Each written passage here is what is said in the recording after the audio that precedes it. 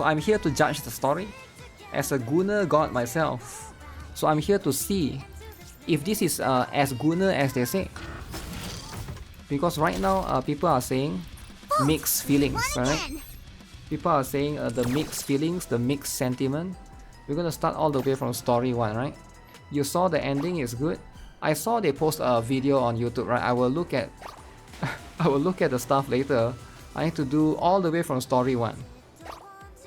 And I do appreciate that the story is voice acted as well.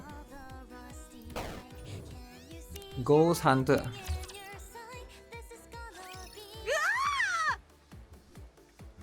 Tobey scream, okay, the sound of hurried footsteps can be heard. She's coming. Is everyone ready? Yes. Of course. Sleeping, always sleeping. Are you actually serious about this? You bet I am. I'm really not in the mood for this. How can you not be excited to witness a historic event like this up close? Alec is so excited. There's no scenario in which this goes well. That's all I'm saying. Well, we'll find out soon enough. Alright. Where did everyone go? Tobey's voice is a bit off. Is that her usual one? She'll pass right by the passageway where we are hiding. She'll be here soon. So everyone keep your eyes peeled. 3, 2, 1. Wow. A transparent glowing blue figure, no legs and is floating in mid-air. Its face is empty of all expression. It suddenly turns its head and stares right at... Alec, it's your turn. So Alec's eyes are exposed. Wow. Just as the apparition makes a move for us, it begins to get sucked in by Alec's device. It's working! It's really working!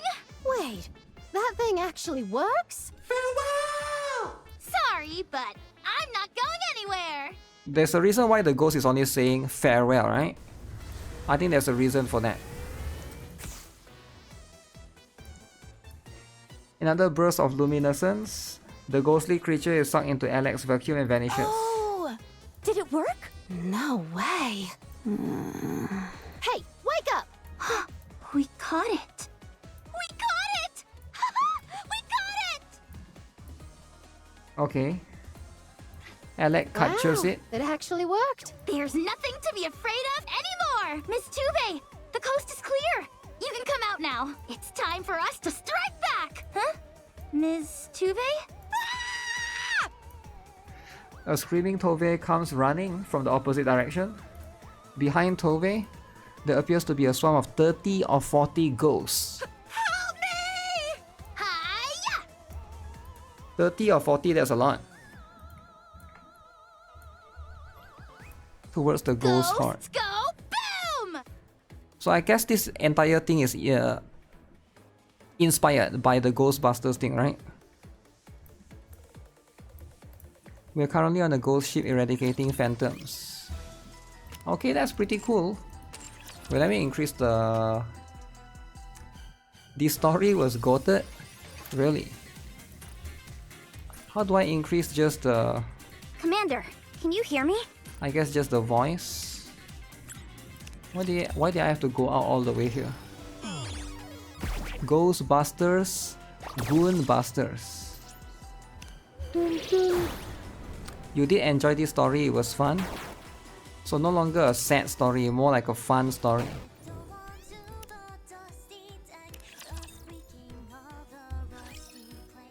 A few days earlier, a cruise exploration mission. Get ready for some fun and excitement. You're invited to a surface cruise mission where all your dreams will come true. Cut loose and try anything you have always wanted to do here. Things to bring: swimsuit, toiletries, underwear, extra clothes, snacks, game console, etc. Boom, boom, boom. Let me get this straight. 3 days since you put up these posters around the ark and some people showed an interest. And they'll be arriving here soon. Yep! What in the world is going on? You mean you don't know about this, Mr. Commander? It's the first time I'm hearing about any of this. Really? That's okay. Let me give you a quick synopsis. Okay, First off, take a look at this photo. Alex shows me It's a a photo. luxury cruise ship that was recently seized by a resource retrieval squad. Do you notice anything strange? Other than perhaps being a bit oversized, it looks like an ordinary cruise ship. Really? Isn't it obvious? The lights are on. Any abandoned cruise ship that was used by humans would be at least 100 years old by now. How could the lights still be on? There's no way a ship's power would last that long without someone maintaining it. Interesting. That means that the power source must be coming from somewhere abnormal. Or there could simply be people on board. Oh, yeah, that too. Anyway, we're gonna head up to the surface and find out what's going on. I already filed a request to the higher-ups and received approval. Wow. Alex can receive approval? That was fast. When I told them you'd be coming along, they authorized the mission straight away. Oh, because of me? Also, check this out. Look carefully at this photo. Over here. Okay. I don't know what I'm supposed to look at. Is it like a girl with a head? Is this the boobs? I can't really... I guess that's what I'm supposed to look at. Taking a closer look at where Alex is pointing at. A blurry silhouette can be seen standing inside the ship's windows. What is that? It's shaped like a human. That's certainly what it looks like to me. A luxury cruise ship abandoned for decades, yet still lit up. And a shadowy figure at the window? How could we not go and investigate? I'm surprised this got approved. Well, ever since that last incident, the central government seems more amenable to thinking outside the box. Okay. So the others who are coming are on their way here. Yep. Although, to be honest, I'm not entirely sure who else will be coming. How about Trony? Nah, she said she'd rather die than go on this mission. Trony the coward. We should probably get ready. Oh, don't worry. It's already been taken care of. Miss Ewan said she was willing to finance this entire expedition. Miss Suyen is kind for once. So we wait here for the others and then leave once everyone's gathered? That's right. Is this really the right time to be doing this? It will probably take some time for Elysion to come up with anything conclusive. It's their first time attempting to manufacture such a thing. After all, it's imperative that they take their time and be extra cautious. Okay, I highly doubt they're going to be finished all that quickly. that's true. Let's go. Commander, there is someone I would like to bring along. I doubt Anis and Neon will be interested in coming. You're right, but I wasn't referring to them anyway. Who cares about Anis and Neon? Besides, they've spent too much time on the surface, and thus are undergoing rigorous inspections. They might have been affected by crystals or dark matter. So it will be a while yet until they're free. Who? I want to bring Dorothy. Who? Dorothy? Why not Scarlet? Dorothy's room. So, you want to head up to the surface and investigate a suspicious cruise ship? Yeah.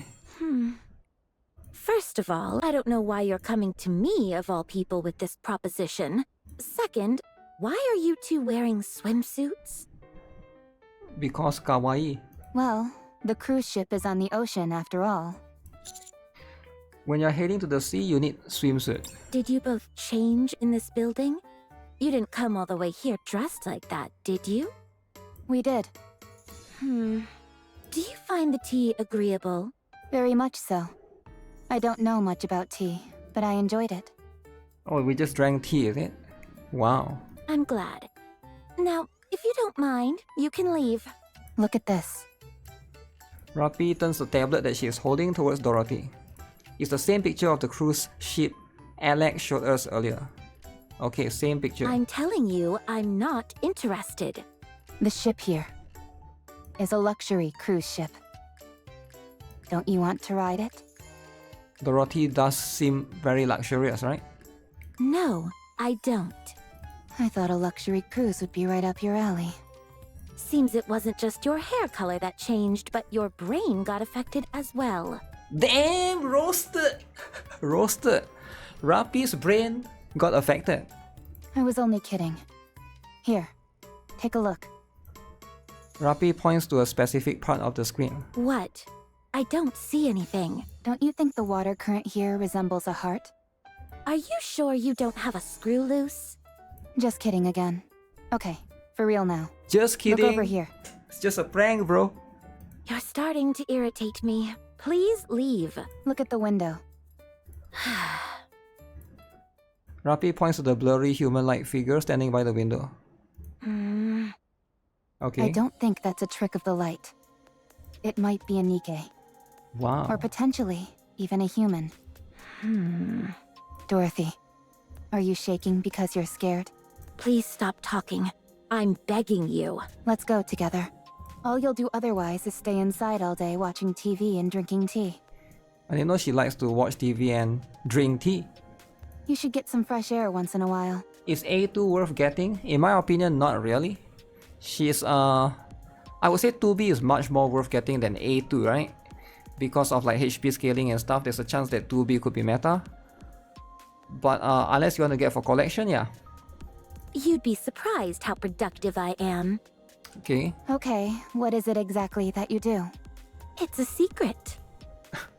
Secret? Come on, be serious now. Okay.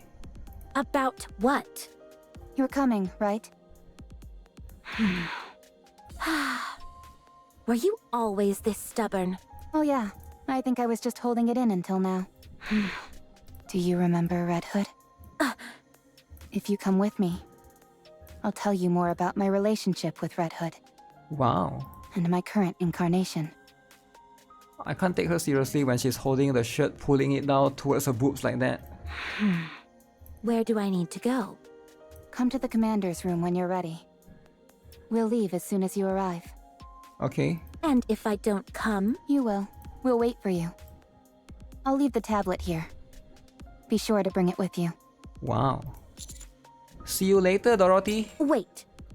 Yes? Are you going to head outside dressed like that? In swimsuits?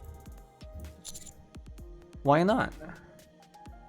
We came here dressed like this. At least let me give you a towel so you can cover yourselves up a little. Speaking of swimsuits, don't forget to bring your own. Dorothy stares in disbelief at the two swimsuit-clad figures leaving the room. Once they have left, she shifts her gaze to the tablet left on the table, the iPad. She looked at the cruise ship in silence for a long time. Alright. Commander's room. I'm planning on publishing an ebook. I was gonna title it How to Survive on the Surface, but it turns out there are already a bunch of books out there with similar titles. Damn, okay. I was feeling discouraged, but then I saw the recruitment notice for this mission and it hit me. I can write a book called How to Survive on a Cruise Ship. Sounds a bit niche, but okay. I've heard your survival skills are second to none, and that you're adept at crafting tools. I'm sure you'll be a valuable asset to the team. I have a high opinion of NIKKEs from the Unlimited Squad in general. I'm here because Alec came to me and said there could be a passenger on board who may need medical attention. Pepper. You're putting a lot more thought into this than I expected. Hey! What's that supposed to mean? Having a member of Seraphim with us is reassuring. We won't have to worry about getting a bit rough and tumble. Excuse me? I'm just glad Mary isn't the one who came along. She's a force to be reckoned with. What with her massive, heaving, pendulous, personality. Massive, heaving, pendulous. What? I hate to admit it, but I don't stand a chance against her in that department. Mary is huger, is it? Is Mary huger than Rapi? Are you okay, Rappy? No worry, she does that every once in a while. I'm not here for any particularly dramatic reason. Apparently, there's a shopping area inside this cruise ship, so I'm considering this a business trip to check out potential new products. Okay. This ship may be old, but fashion trends are always cyclical. Also, the whole point of a cruise is for them to have everything you could possibly want on board. It'll be helpful to see which products they push the hardest. If you come along, Hey, what's the big idea? How come I don't get any compliments like the others? the only real benefit to you coming is that you'll potentially find good items for cheap. And I have my doubts as to whether a 100-year-old cruise ship is going to have much to offer. There's only so much a merchant can offer, sadly. Rookie, do something about her. What am I supposed to do? Make her stop talking. I don't know, Commander. I think it may be too early for a kiss. What? Who's next? Hey. Cruise. Sleep. My dream. Good. Next. Next. Don't you have anything to say to Frima? Good night. Next. Good night? If it's an old cruise ship, it's bound to need some repairs here and there. Just good night? Just like that? That's kinda rude though. But I guess Frima always wants to sleep. That's where mighty tools come in. If we've got mighty tools in tow, we'll have nothing to fear. When Lita is here, there's no need to fear. Is that what Lita always say? I The forgot. only problem is, What is it? Senti is kind of an upgraded Tuve. If we bring her, it may render Tuve redundant. Hey! You don't have to say that out loud! You know I'm sensitive about that. Actually, Tuve is far better than me at improvising. We'll complement each other nicely. Oh, Senti, you're such a good person. You're too kind. You're the real angel. You save lives. Oh, Senti. Oh, Tuve. Why does it sound like Wokies are talking? Oh my Did you goodness. see that, Commander? Okay, do you see that? That was some stellar conflict resolution on my part. Good job. Well, now that everyone's here, let's set out and have a boom-tastic start! Actually, we're still waiting for one person. Who? She'll be here soon. There she is. No one is coming. Usually when someone says that in movies, people show up. Guess I'll have to go get her. Glad to see I wasn't too late. Wow. Doro is here, guys. Never underestimate. Never underestimate Doro. In the middle of the vast blue sea, a small boat speeds across at full throttle. Refreshing bursts of ocean spray the endless horizon, drifting clouds. Conditions are perfectly suited for spirits to be high. And yet, a heavy silence hangs over everyone in the boat. More precisely, all that can be heard amongst the crew are subdued murmurs. Isn't that Dorothy, the pilgrim who came to the Ark? Yeah, it's my first time seeing her in person, too. What's she doing here? Not sure. She did help the Ark before, so maybe she felt compelled to lend a hand again with this mission? I don't think that's it. If you're so curious, why don't you just ask her? Absolutely not. You can't go around asking things like that. Why not? You're not scared, are you? Yen is scared. Of course I am.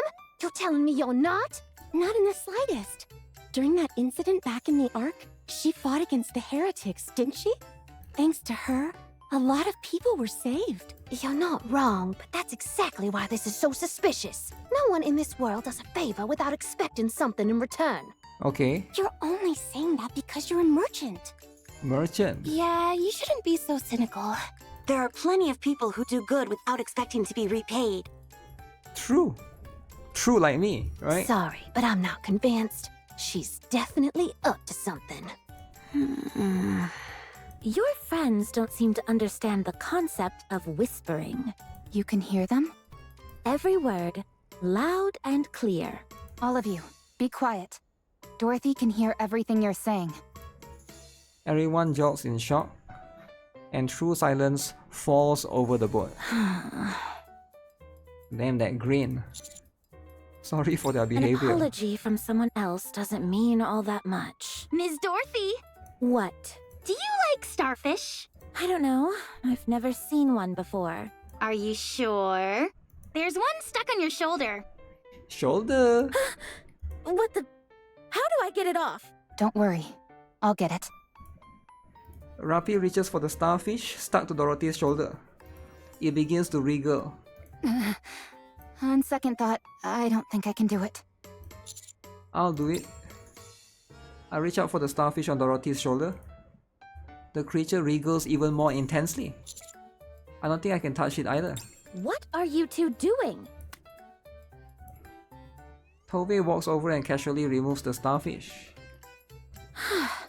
It's just an ordinary starfish. It probably got tossed out of the water by a dolphin that was playing. Did you know that starfish are edible? They are? In extreme survival situations, they can be a good source of protein. You can eat starfish. I don't think our situation qualifies as extreme just yet. I wonder how it tastes like. It may not taste great, but if you close your eyes before taking a bite... Wait, what are you? Don't be alarmed. I'm just feeding the fish. Are you seasick?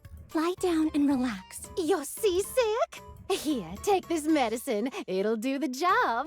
For the low price of 20,000 credits, it's all yours. 20,000. Too much talking. Alec, are these parts waterproof? Yes, of course. Okay, then we don't need to worry about cleaning everything straight away.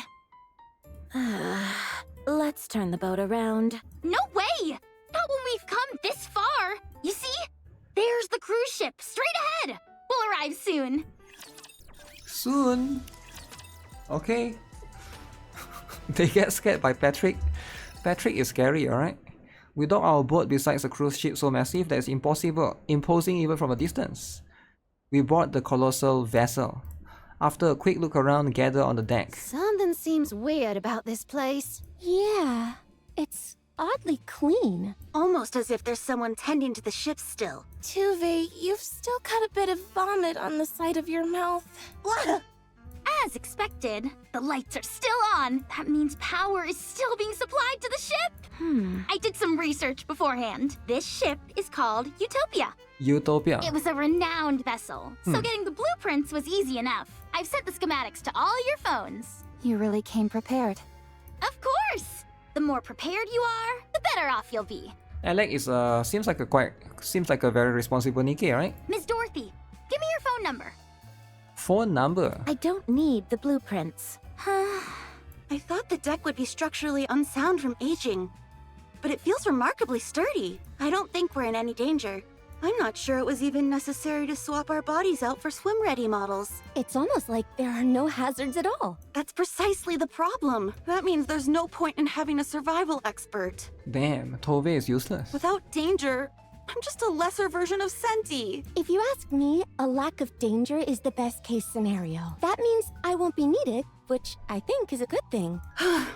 Thanks for the reassurance, Pepper. We incompetents need to stick together. Incompetent, useless NIKKEs stick together. Just like Annie's and Neon. Alright, makes sense. Anyway, why don't we all change into our swimsuits? Swimsuit time! What? The ocean, a cruise ship, swimsuits. That's like the Holy Trinity, don't you think? What kind of bizarre logic is that? At any rate, let's all get changed and meet back here. Okay.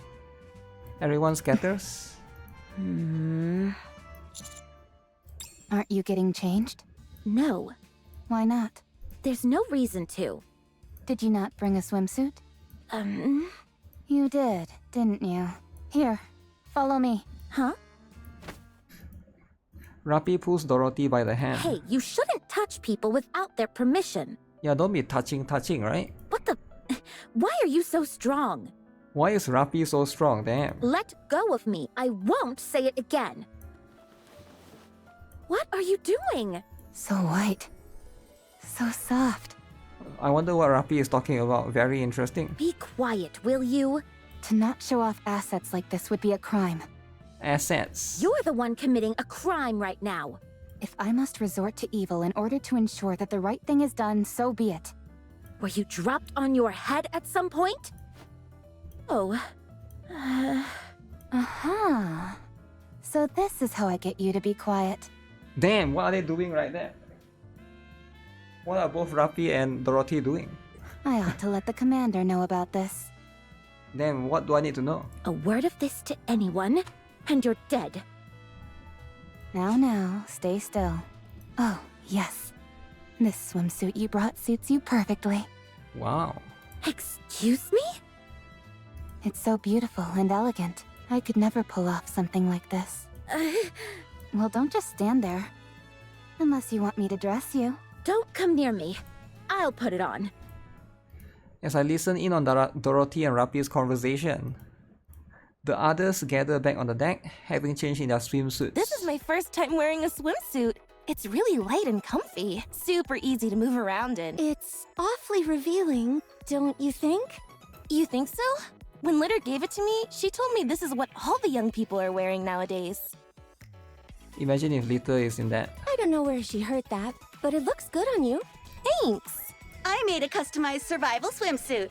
What makes it a survival swimsuit? It's got a breathing tube here. If you think that's enough to call it a survival swimsuit, I'd accuse you of fraud. Of course there's more to it. There are even emergency rations stored inside. What? Emergency rations? Actually, that might be a hit amongst certain niche groups. Really? Do you want to sign a contract with me? I wasn't talking about the swimsuit. Ta-da! Check it out, everybody! Do you like my swimsuit, Mr. Commander? Wow, Alex one is the best. What do you guys think? Wow, what a cute swimsuit, Alec. Cute? I thought so too. I designed it myself. Okay, very cool. You want to see something cool? If you press this button on the watch I'm wearing... Wow. Boom begins to play. Boom! Boom! Boom! The transparent part of my swimsuit doubles as a display. You can even control it by pressing the buttons here. Want to give it a try? No thanks. How in the world did you do that? Wait, how am I supposed to play? I need to press her boobs? Damn. Sorry, trade secret. What? Just tell me. Sorry, no can do. Alec, the boom letters on your thigh are misspelled. Oh, sure enough. Wait, on the thigh. Oh, this one. It's upside down. Okay. It's a sticker. I must have stuck it on wrong. Okay. Everyone be quiet and pay attention. Lady Dorothy is making her entrance. Uh-oh. If you call me lady one more time... Right. Sorry. Come on, princess. Let's go. Wow. Whoa! You look gorgeous, Dorothy. What do you say you and I sign a contract? If I hire you for a cover shoot, swimsuit sales will skyrocket. I'll pass. Wowee! It's a real feast for the eyes. So everybody was impressed by Dorothy's swimsuit. Okay then. Since it looks like everyone is ready, let's go look into the power source. Okay. I'm gonna poke my head into the retail outlets and get an idea of their inventory and store displays. I'm going to check if the infirmary's intact. Even if the ship's safe, that doesn't mean we shouldn't ensure we have medical facilities. I'll go with Pepper. We need to confirm if everything is safe. I'll check the ship to see if there's any damage anywhere. Then Miss Dorothy and I will... Actually, I have my eye on somewhere specific. Sorry, but I'll go on my own. Why don't I join you? Thanks, but no thanks. I prefer going solo. Solo, eh? How about Miss Rappy and Mr. Commander? I'm concerned about the sleeping quarters, and was considering bringing the commander along to check it out. Wow, that Gunner face. Shouldn't we be looking into why this place is lit up? You're the light of my life, Commander. So checking you out is my top priority. Wow. She's confessing to me in front of everyone. Let's go with Alec. Of course, I was planning on it. I was just pulling your leg. Thank you both. Where's Miss Freema, by the way? I haven't seen her for a while. She found a spot that she liked and went to sleep. I see. Sleeping? Sleeping 24/7. After everyone splits up, Alec, Rappy, and I head over to the engine room. Even down here, all the lights are on. Looks like power is being supplied to the entire ship. This is so exciting. I wonder where the electricity is coming from. Maybe something like a degeneracy reactor? Degeneracy reactor. Sounds a bit outlandish to me. That's rich. Coming from the person whose weapon fires drill projectiles. Oh yeah, Rappy's weapon is a drill. Fair point. Anyway, Yeah, I what forgot are the about that. chances that there are humans or NIKKEs on board? Huh, NIKKE's on Pretty board. unlikely, I'd say. No one's shown up yet, despite all the noise we made boarding the ship. True. Then what about that shadow we saw in the photos? Shadow. Could have been a trick of the light. Or a ghost. Makes sense. You okay, Ms. Rappy? Why'd you freeze up? It's nothing. I just got startled. Huh. Mr. Commander, is Ms. Rappy afraid of ghosts? That's a private In matter. other words, yes. There's no such thing as ghosts, Miss Rappy. It's just your mind playing tricks on you. Don't worry, ghosts don't exist. I promise you. Okay. Farewell!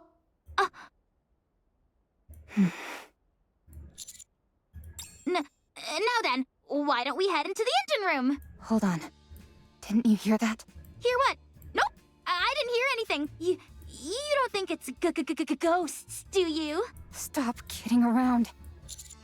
Maybe our minds are just playing tricks on us. Both of you, stop teasing me. No way, it's definitely ghosts. Eleg? Okay, I'll stop. Let's go! Full speed! Boom style! Why would it keep saying farewell? Farewell. Engine room. Huh? What's wrong? The power is off. What do you mean? I mean literally what I said. All the generators and engines supplying electricity to the ship are turned off. It doesn't make any sense. How is the power in this engine room, and the entire ship for that matter, still on? The lights, Wow. sewage system, the thermostat, they're all working fine. Are you sure the power is off? There's no way. The ship has a central control system. If you look at the switches here, they are all marked off. Hold on, let me check something.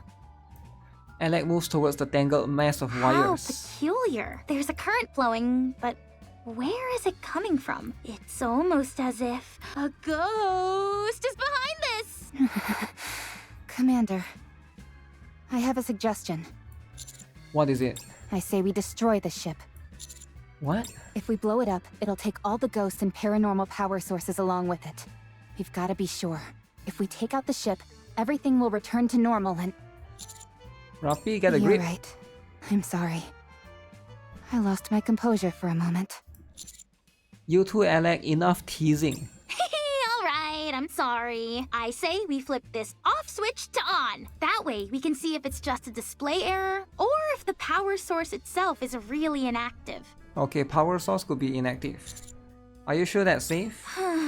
Of course it is. All I'm doing is flipping a switch, for goodness sake. I don't like how you hesitated in the beginning, huh? Alec pressed the switch. Everything goes dark. All the lights seems to have gone off.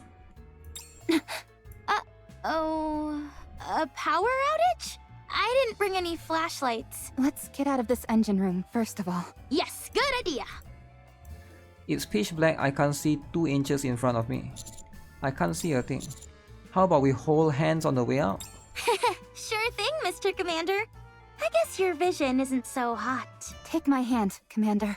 How exciting! This is my first time holding hands with both of you. What are you talking about? What do you mean?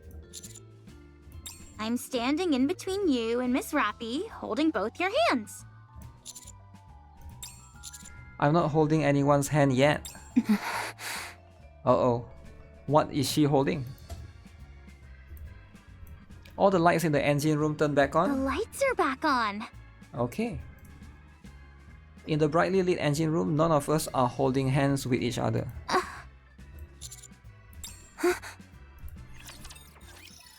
Uh-oh. Suspicious. Can't sleep. You can't sleep? No. Can't sleep. Freema gets up and looks around the cabin. Huh? There's no one around. Creepy.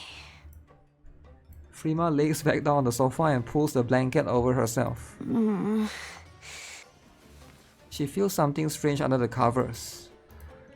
Freema slowly, cautiously lifts the blanket. a fancy cruise ship, there's nothing too special here. At any rate, that's enough browsing. Time to set up a stall. Let's see. Sunscreen, breathing tube, towels. Oh, welcome. I'm not even open yet, but it's always nice to see such eager customers. There's doorbell. There's even doorbells for Ding Dong. What do you need? I've got most everything ready. Despite the entry bell ringing, there's no one there. Maybe it's acting up since it's so old. Ding dong, ding dong. Okay, this is getting a little freaky. Yan takes a step back and looks towards the entrance. And then stares at the pile of merchandise she had brought. What the? The items start to move on their own. Tuve? What are we doing at the pool? To test out the effectiveness of this breathing tube. Not. Pools are accident-prone places. So I thought I'd check if this place posed any danger to us. You sure you didn't just want to check out the pool for fun? Of course not. As a survival specialist, I'm merely making sure to eliminate any potential risk factors. If you say so.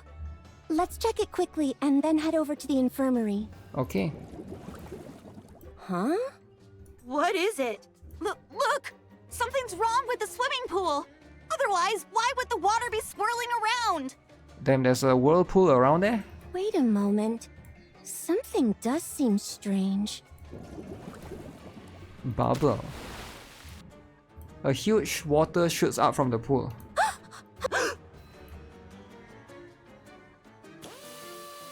If I drill a hole here and hang the mirror... There! All done. This place is in better shape than I thought. So there's not much to fix. Santi gazes into the mirror with a look of satisfaction. Then notices something standing behind her. Who's there? But there's no one there. Stop kidding around, you guys! Santi glances back towards the mirror. In the reflection, someone is still there smiling at her. What did she saw? Let's get out of here quickly. Wow. What's the rush? The lights are flicking on and off, that's all. You and I were holding hands with someone or something, and it wasn't the commander. Unless he's got more than 2 hands. Which I don't. You see? That means we must have been holding hands with... Alright. If you I'll come back to the engine room later by myself to investigate. Let's regroup with the others and share our findings. Huh? Oleg, no more kidding around. What sound is that? I'm not messing with you. The door's locked. Uh-oh.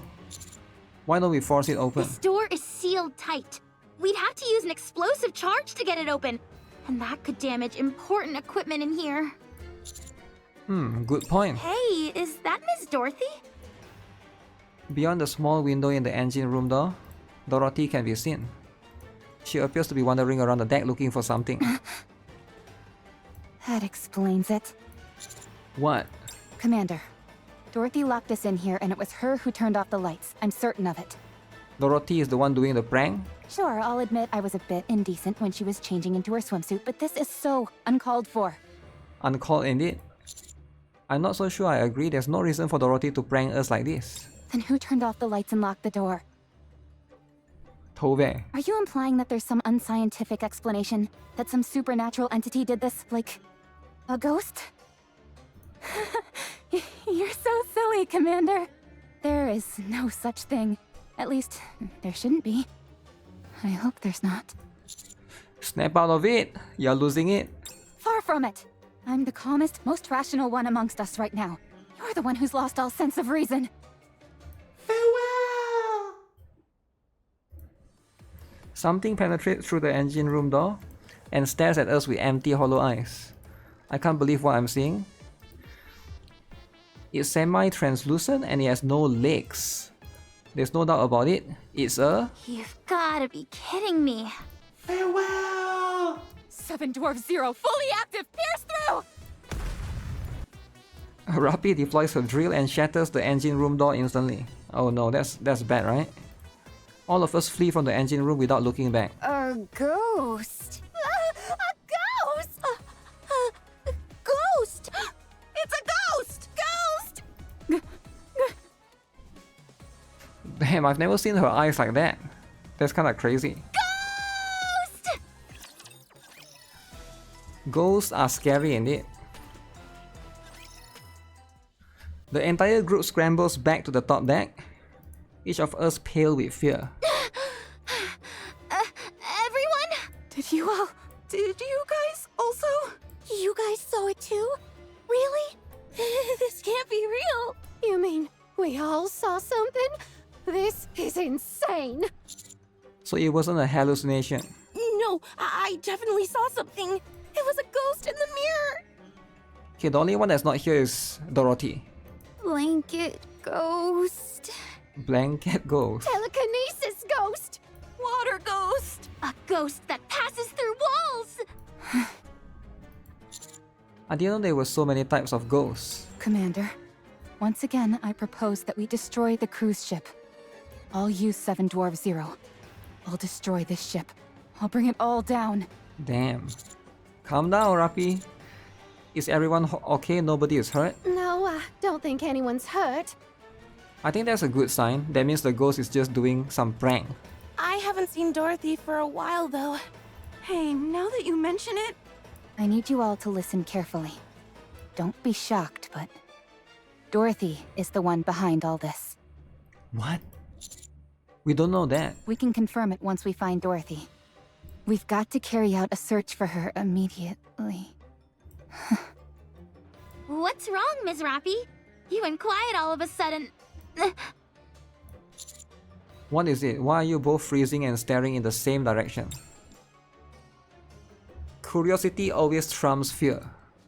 Unable to resist, I turn back to glance in the same direction that Rappi and Alec are staring. Off in the distance, a crowd of ghosts stares back at us. Feels like we left reality behind a long time ago. Oh, what are those things? Why are there so many of them? They can see the ghosts. Are they coming this way? I don't think so. Maybe they have to stay within a designated area or something. You know, like in the movies? Huh, that makes a lot of sense. Oh yeah, I've heard of that. Me too. Ghosts aren't supposed to physically harm you, right? They're just standing there. Huh. They don't seem like they're out to harm us. Good point. Now that you mention it, they haven't actually attacked us yet. They just spooked us. You're right. Maybe they're nice ghosts? Nice ghosts. We use this opportunity to run. No, this is our chance to eliminate them. Eliminate them? We've got to exterminate each and every one of them. What? Someone once told me that the only good ghost is a dead ghost. And the way to accomplish that is through firepower. That sounds like Neon. 7 Dwarf Zero. Ready. Neon, the god of firepower. Lend me your strength. Damn, she needs Neon strength for once. Okay. I guess it's true that when people are desperate, they'll believe anything. Encounter.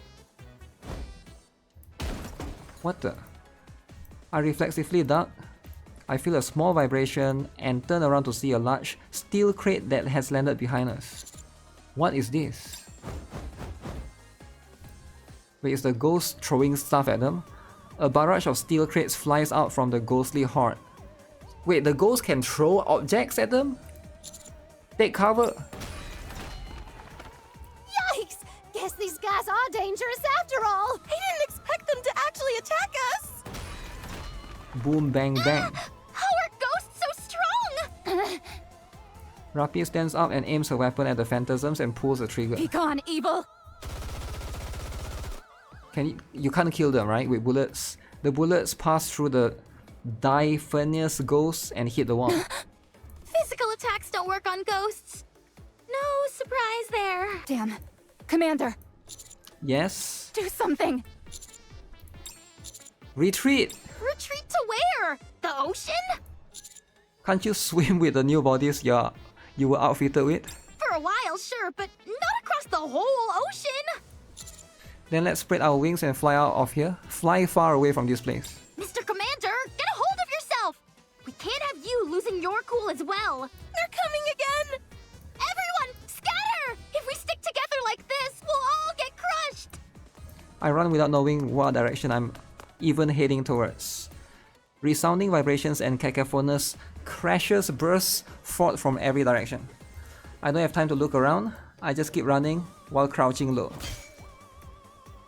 There's another metallic bang and I start to feel dizzy. Oh, did it hit my head? Everything begins fading to black.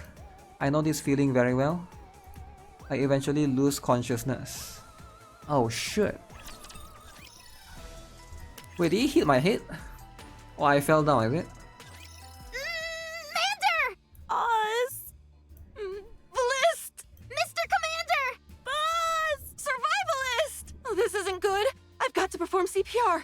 It's a special method I devised for falls from 2 meters or more. Wouldn't it be better if we bonk him on the head with a wrench? What are you talking about? What? Electric shocks would be far more effective. Why would you bong somebody that's fainted with a wrench? Hold. Okay, Oh? Alex, Santi, and Tove. You're awake. Thank goodness. We were getting worried. I must have gotten hit by one of those steel crates. Actually, Oh, somebody hit me. you weren't paying attention to where you were going and accidentally slammed into a fence. Fans? It was pretty funny to see, actually. The fence got all bent up too. Your body is something else. There's a fence on the ship? How does that make sense? No way, I wouldn't do something like that. I seem to recall someone suggesting that we dive into the ocean or try to fly away.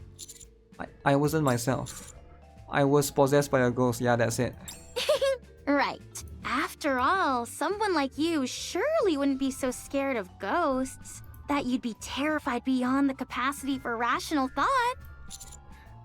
Yo, what up, Nico? Jay, what up? Is everyone else okay? We all got separated, so I'm not sure. This is bad.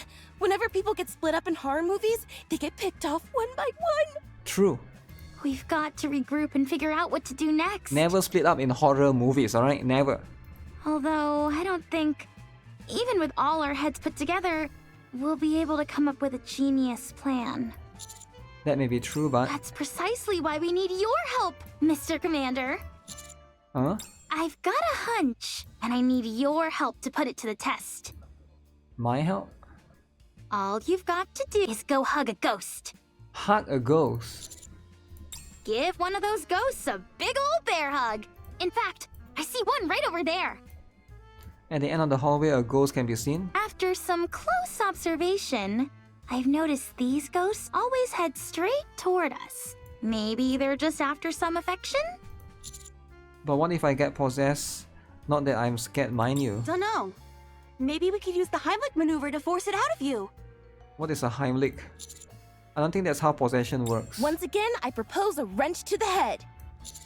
I'm not a mechanical device that you can fix by smacking. It won't come to that, promise. How do you know? Ms. Senti, Ms. Tuve, I don't think Mr. Commander is up to it.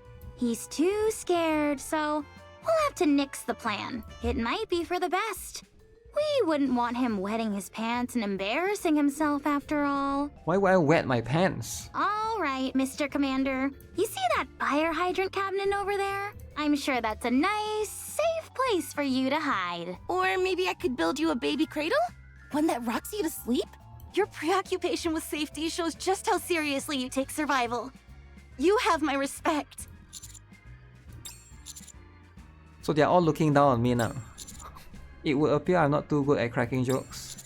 Fine, call a damn ghost over here. I'll hug that thing so tight, it will burst. Look out, Ghost! Here I come! Alex's shout echoes through the hallway. The ghost at the end of the corridor turns its head toward us, becomes orange color and charges forward. Now, Mr. Commander! Do you have a plan? Of course! The ghost gets closer. I close my eyes and hurl my body towards the ghost. Evil be gone. Does it work?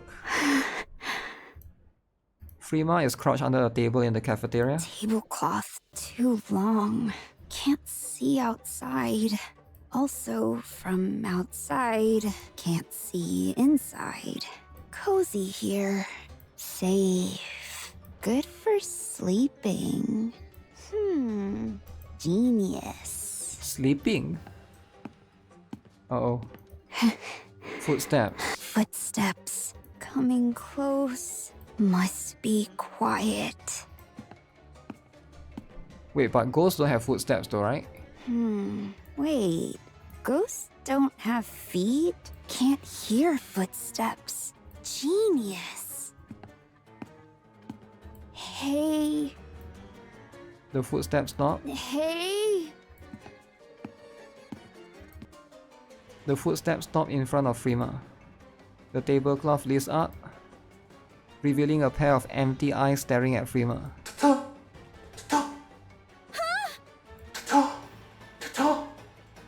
Oh, the sound of footsteps is made by the ghost. Freema faints and collapses. The ghost grabs Freema by the leg and starts dragging her away. Wait, the ghosts are able to grab them, but then abruptly stops moving. The ghost which is dragging Freema turns to look at us, then charges towards us without so much as a pause. Let's go! Got it! Leave it to me! Alec pulls out a device she has been carrying, which resembles a vacuum cleaner. She aims at the end of the barrel at the approaching ghost. Do it now! Boom! The machine Alec is holding roars to life, and the charging ghost is sucked toward it amidst the bright flashes. So it can suck the ghost in. The output! It's too much! It's shaking like crazy! The joints are gonna blow! There's a burst of light which sends the ghost hurling backward. We all get knocked down as well, and are sent tumbling across the floor. It didn't work. Guess we rushed it a bit. Huh? Look over there! You look at where Tove is looking. In comparison to before, the ghost now seems fainter. It's working. Fainter? Let's finish this then. Alright! So the vacuum cleaner can suck the ghost. Huh? It's already broken! But I only used it once! Farewell. Farewell. The dim ghost drifts off into the darkness. At least we were able to drive it away. Yeah, it wasn't totally ineffective. I'd say that was a successful test run of our anti-ghost superweapon, the Boombastic Phantasm Gun! Okay. 3 hours prior. I don't think it's following us anymore. Is it? No, we shook it. Oh, this was before I fainted, right? Or during me being fainted, they were running away. I Alright. don't see it either. I think we're safe. Whew. Well, Mr. Commander hugging that ghost did teach us one thing, and that's that we can eliminate these ghosts. Huh? How? Mr. Commander, how did it feel when you hugged the ghost? Scary. I meant physical sensation, not how you felt emotionally. Tingly. Yes! When I held hands with one before, I felt a tingle too. And you embraced it. Your hair and the fibers of your clothing stood on end. This tells me that the ghosts are composed of electricity. Static. Okay. So, we are going to build a machine which absorbs electricity and sucks those ghosts right up. Okay. You're going to suck up the ghosts? That's right. Electricity does happen to be my specialty after all.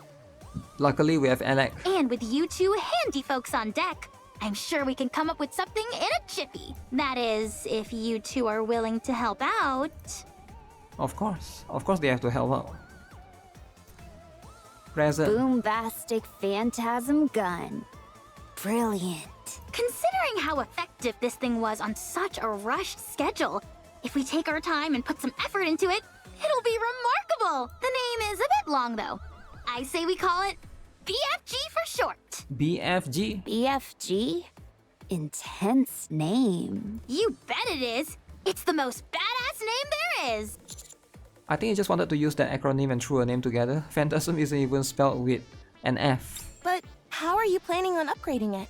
After using it just now, I got an idea for how to tweak it. Oh, nice! Ms. Tube, Miss Senti, can you two help me again? This time we'll do it proper. Sure. Wait, that's some drink, some beer. 1 hour later, Alec, Tove and Santi huddle together and hammer away at the weapon. BFG is from Doom? Oh really? I didn't know that. Before I know it, a new and improved BFG has been completed. Now, what do you say we go do some ghost hunting? Ghost hunting time.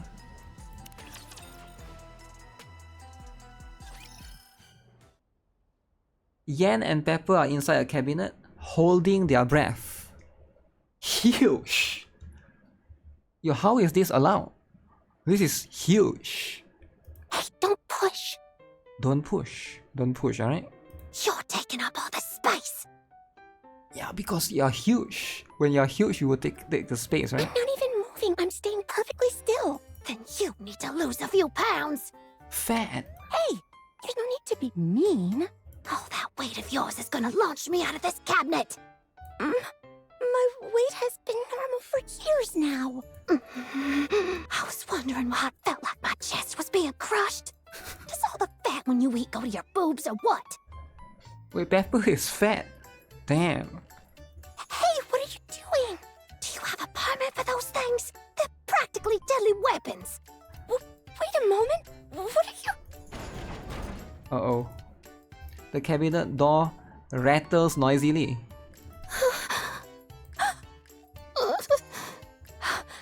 Is it gone? Why is this not the L2D wallpaper that they're giving us, right? I think so.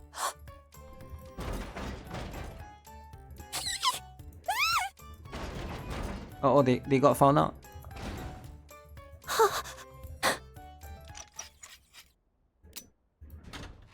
Squeak. Found you! Uh-oh.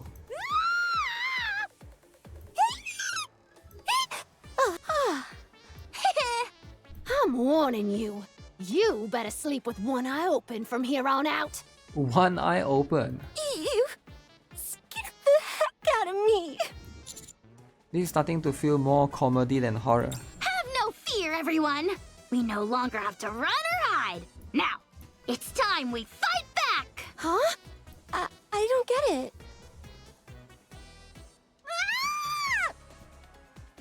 As Tove's scream rings out in the distance, the sound of hurried footsteps can also be heard. She's coming. Is everyone ready? Yes, of course. Are you actually serious about this? You bet I am! I'm really not in the mood for this. How can you not be excited to witness a historic event like this up close? Historic indeed, right? There's no scenario in which this goes well. That's all I'm saying. Bless the artists that make this. Well, we'll find out soon enough. Wow. What's everyone's thoughts on the summer event? Pretty cool, I guess. Tove's screaming grows louder as her frantic footsteps come closer. Where did everyone go? Tove is getting close. Soon she'll pass right by the passageway. She'll be here soon, so everyone keep your eyes peeled. 3, Tove dashes past the opening of the alleyway. 2, We all swallow nervously as we huddle inside the hallway. 1. Something chasing after Tove flies past us. Alright, that's the ghost. Alec? Boom! BFG roars to life with a resounding boom. Wait, who is this guy? Frankenstein? There's a character there. Just as the apparition makes a move for us, it begins to be sucked in by the vacuum in a brilliant burst of light. It's working! It's really working! Wait, that thing actually works? Sorry, but I'm not going anywhere! Zap! Another burst of luminescence. The ghostly creature is sucked into Alec's BFG and vanishes. Oh, did it work? No way! We got it! We got it! We got it! A series of flickering lights can be seen inside the canister connected to Alec's BFG. Alex successfully captures the ghost. Wow, it actually worked! How many ghosts can it store? There's nothing to be afraid of anymore! Miss Tube! The coast is clear! You can come out now! It's time for us to strike back! Huh? Ms. Tube? Ah! A screaming Tove comes running from the opposite direction. Behind Tove, there's a swarm of 30 to 40 ghosts hurling after her. Help me! Hiya! 30 is a lot. Alec dashes forward, weapon in hand, as she rushes toward the fleeing Tove and towards the ghostly horde. Ghosts go boom! Actually, something's been bothering me. Where's Rappy and Dorothy? Uh-oh. That's right. Where did they go? Where is Rappy and Dorothy, guys? Huh? Are they doing something elsewhere? I heard a loud noise over there. Uh-oh. Dorothy, can you take a look? Go yourself. You have better mobility, so it makes sense for you to go. Was that convincing? Dorothy has better mobility? If you just admit that you won't go because you're scared of ghosts, then I'll go.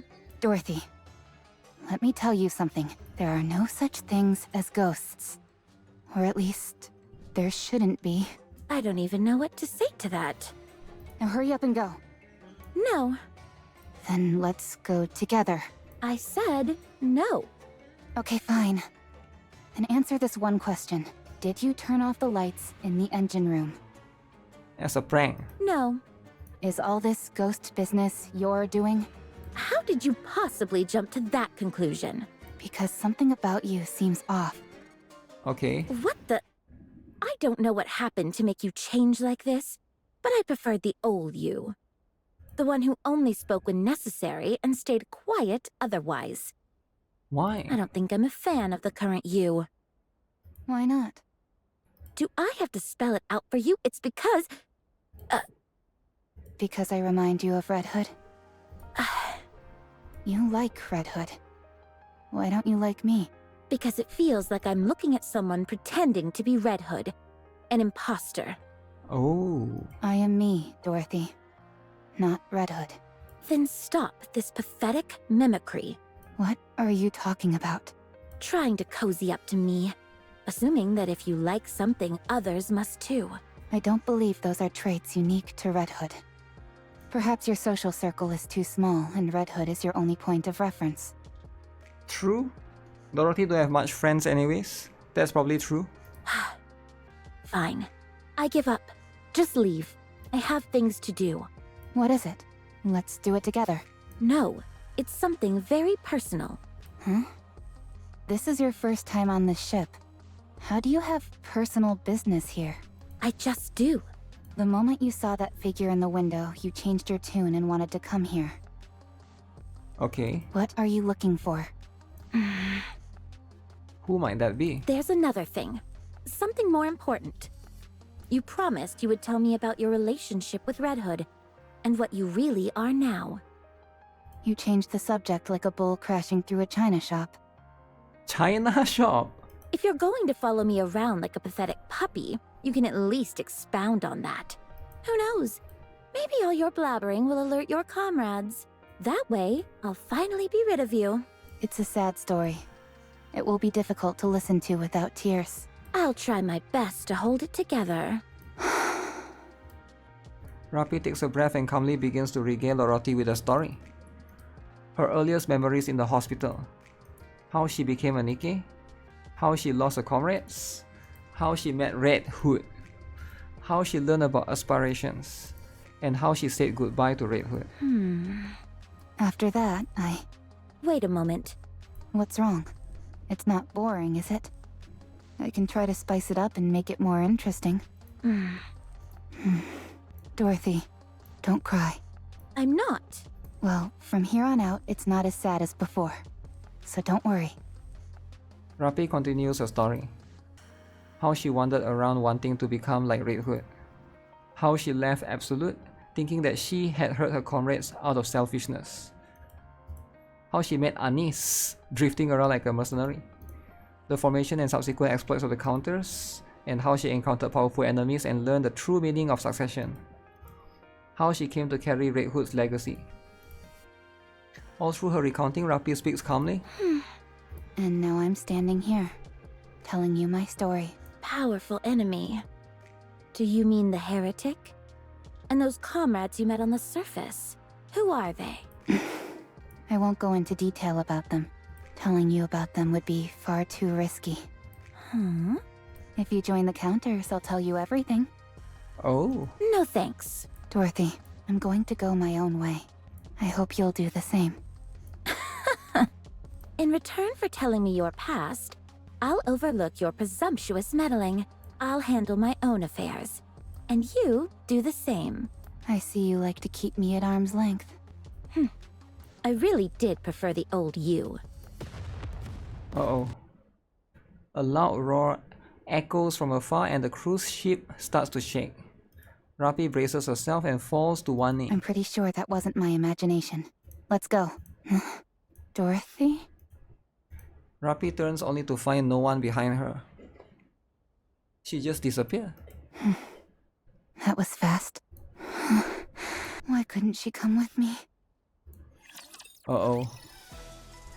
Rapi, you scared. That's going to be one of these. Boom! Boom! Boom! Boom! Alec is rampaging across the deck, sucking in the ghost with a BFG. The ghosts attempt to throw objects or otherwise approach Alec, but they are helpless against the awe-inspiring might of a weapon. It's a powerful weapon indeed.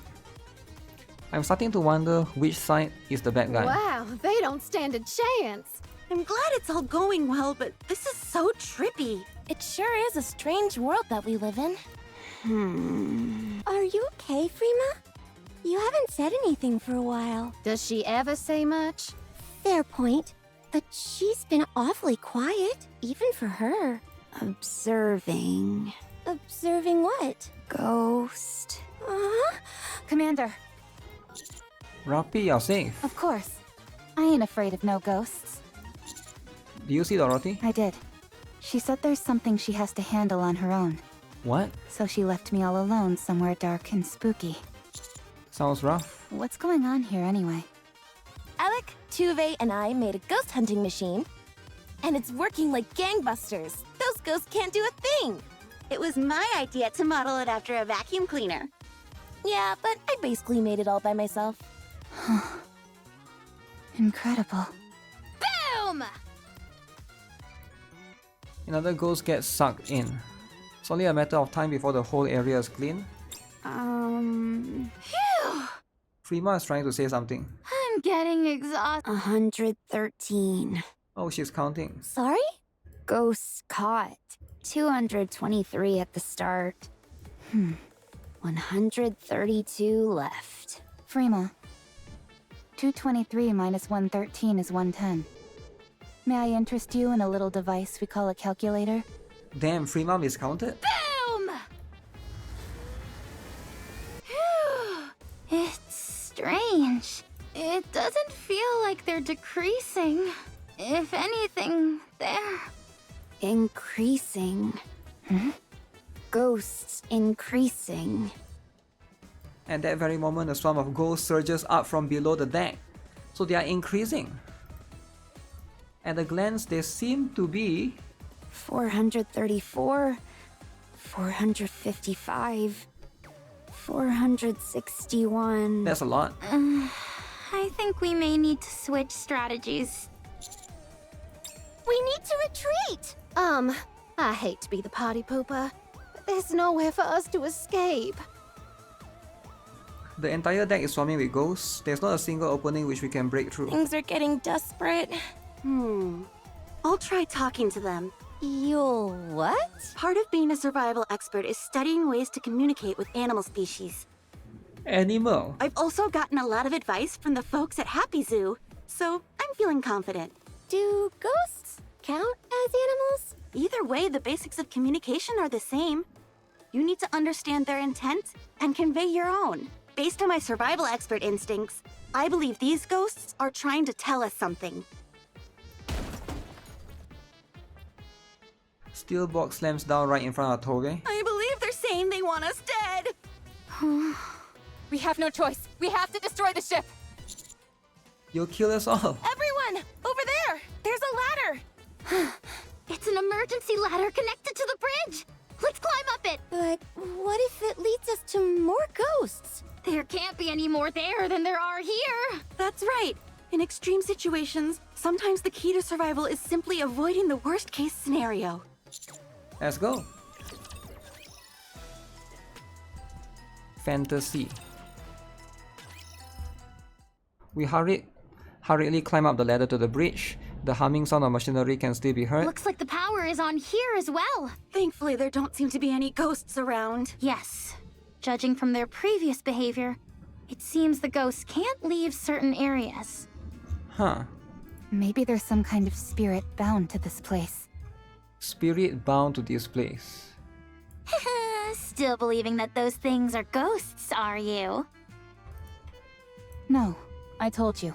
I don't believe in ghosts. Those things aren't ghosts. While I couldn't give you the dictionary definition of a ghost, the fact that they're made out of electricity and that we can suck them up with a vacuum cleaner is proof positive they're not ghosts. So you can suck them up with vacuum cleaner.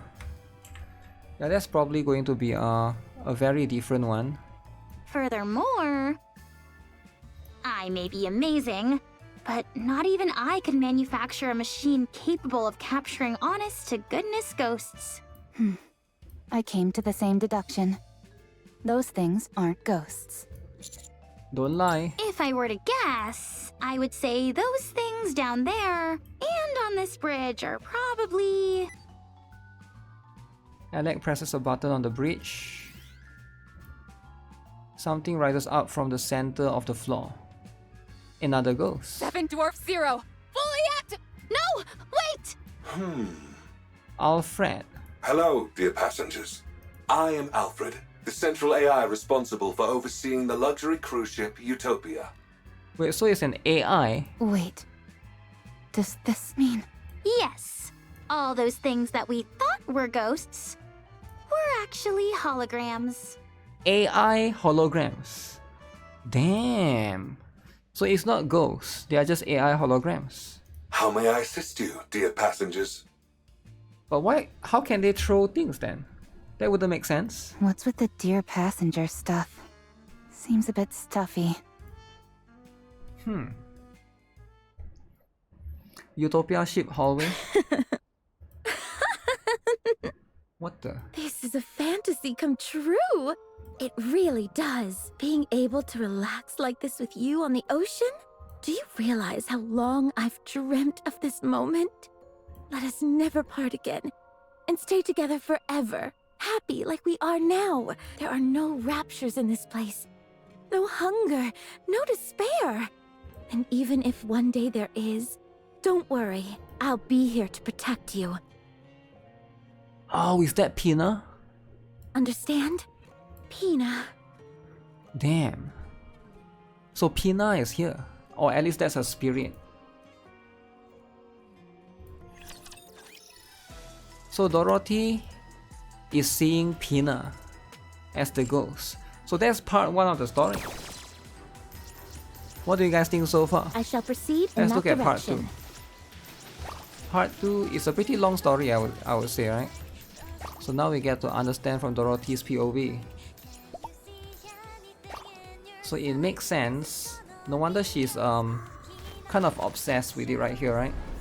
So part 2 is more highlighted towards Dorothy. Let me see.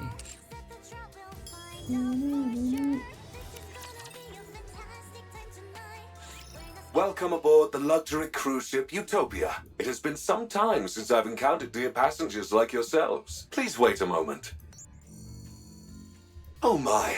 The ship's facilities are currently operating at less than 10% capacity. Wow. I intended on offering you a drink, but it appears I will be unable to do so. I apologize. No drink. Are you a hologram? That is correct, dear passengers. I am Alfred, the central AI controlling the luxury cruise ship Utopia. Okay, makes a lot of sense. This reminds me of another summer event. For greater convenience and visibility, I physically manifest myself as a hologram. Okay. If I may be permitted to boast, All the equipment on board the Utopia is managed by augmented reality holograms. We prioritize the comfort of our passengers above all else. Therefore, everything on this ship is equipped with its own AI system. AI is winning. This extends to even simple functions such as opening and closing doors, turning lights on and off, Okay. and covering passengers with a blanket or cooking meals. What? How are holograms even capable of that? Yeah, how can they do They're that? intangible objects. No way, right? A terrific question, dear passengers. Allow me to explain by showing you an example of how I can open and close the door. Okay. The door itself is electronically controlled, while a well-timed holographic projection simultaneously acts out the motion of opening or closing the door. The synchronization is applied to everything else as well. This gives the appearance of the hologram serving the passengers and fulfilling any needs they have. It's a unique feature of the Utopia which makes passengers feel truly attended to, and we're quite proud of it. Okay, that's cool. What about transporting objects? Can the holograms do that? Technically speaking, the Utopia is outfitted with countless rails and small launch ports, creating an efficient transport network throughout the ship. In rare cases where objects need to be sent to passengers, the items are physically launched, while the holograms perform a throwing motion to match the timing. Are I see. holograms free to move around the ship? Unfortunately, that is not possible, dear passengers. Each hologram is assigned a designated service area and cannot leave it. Wait, then how did? That explains why they all seemed like moribund spirits. Since you're the main AI, can you control the other holograms? Of course, I am a hologram made for that purpose. I see. So the central AI calls the shots for all the other AI systems. So right now the other AI systems are messed up? Could you possibly do something about the holograms crowding around the lower deck? Those are the holograms in charge of maintaining and servicing all facilities aboard the ship. They are meant to assist passengers, so if you need Okay. anything, do not hesitate to reach out to them. They were throwing steel crates at us. Surprising. They made a complete mess of all the merchandise I'd arranged too. Pardon? Oh, it seems there might be a minor glitch in their programming. Uh-oh. I will ensure everything returns to normal shortly. Please, wait a moment, dear passengers. Just like that, just reprogram it? Are we finally rid of the ghostly menace? How many times do I have to tell you? Believing in ghosts is for children. There seems to be a problem, dear passengers. I am being denied access. So what do we do? I apologize for the inconvenience, but you will have to use the ship's facilities manually for the time being.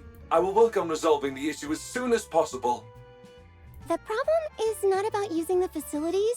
It's that these things Okay. are attacking us. They hurled steel crates at us.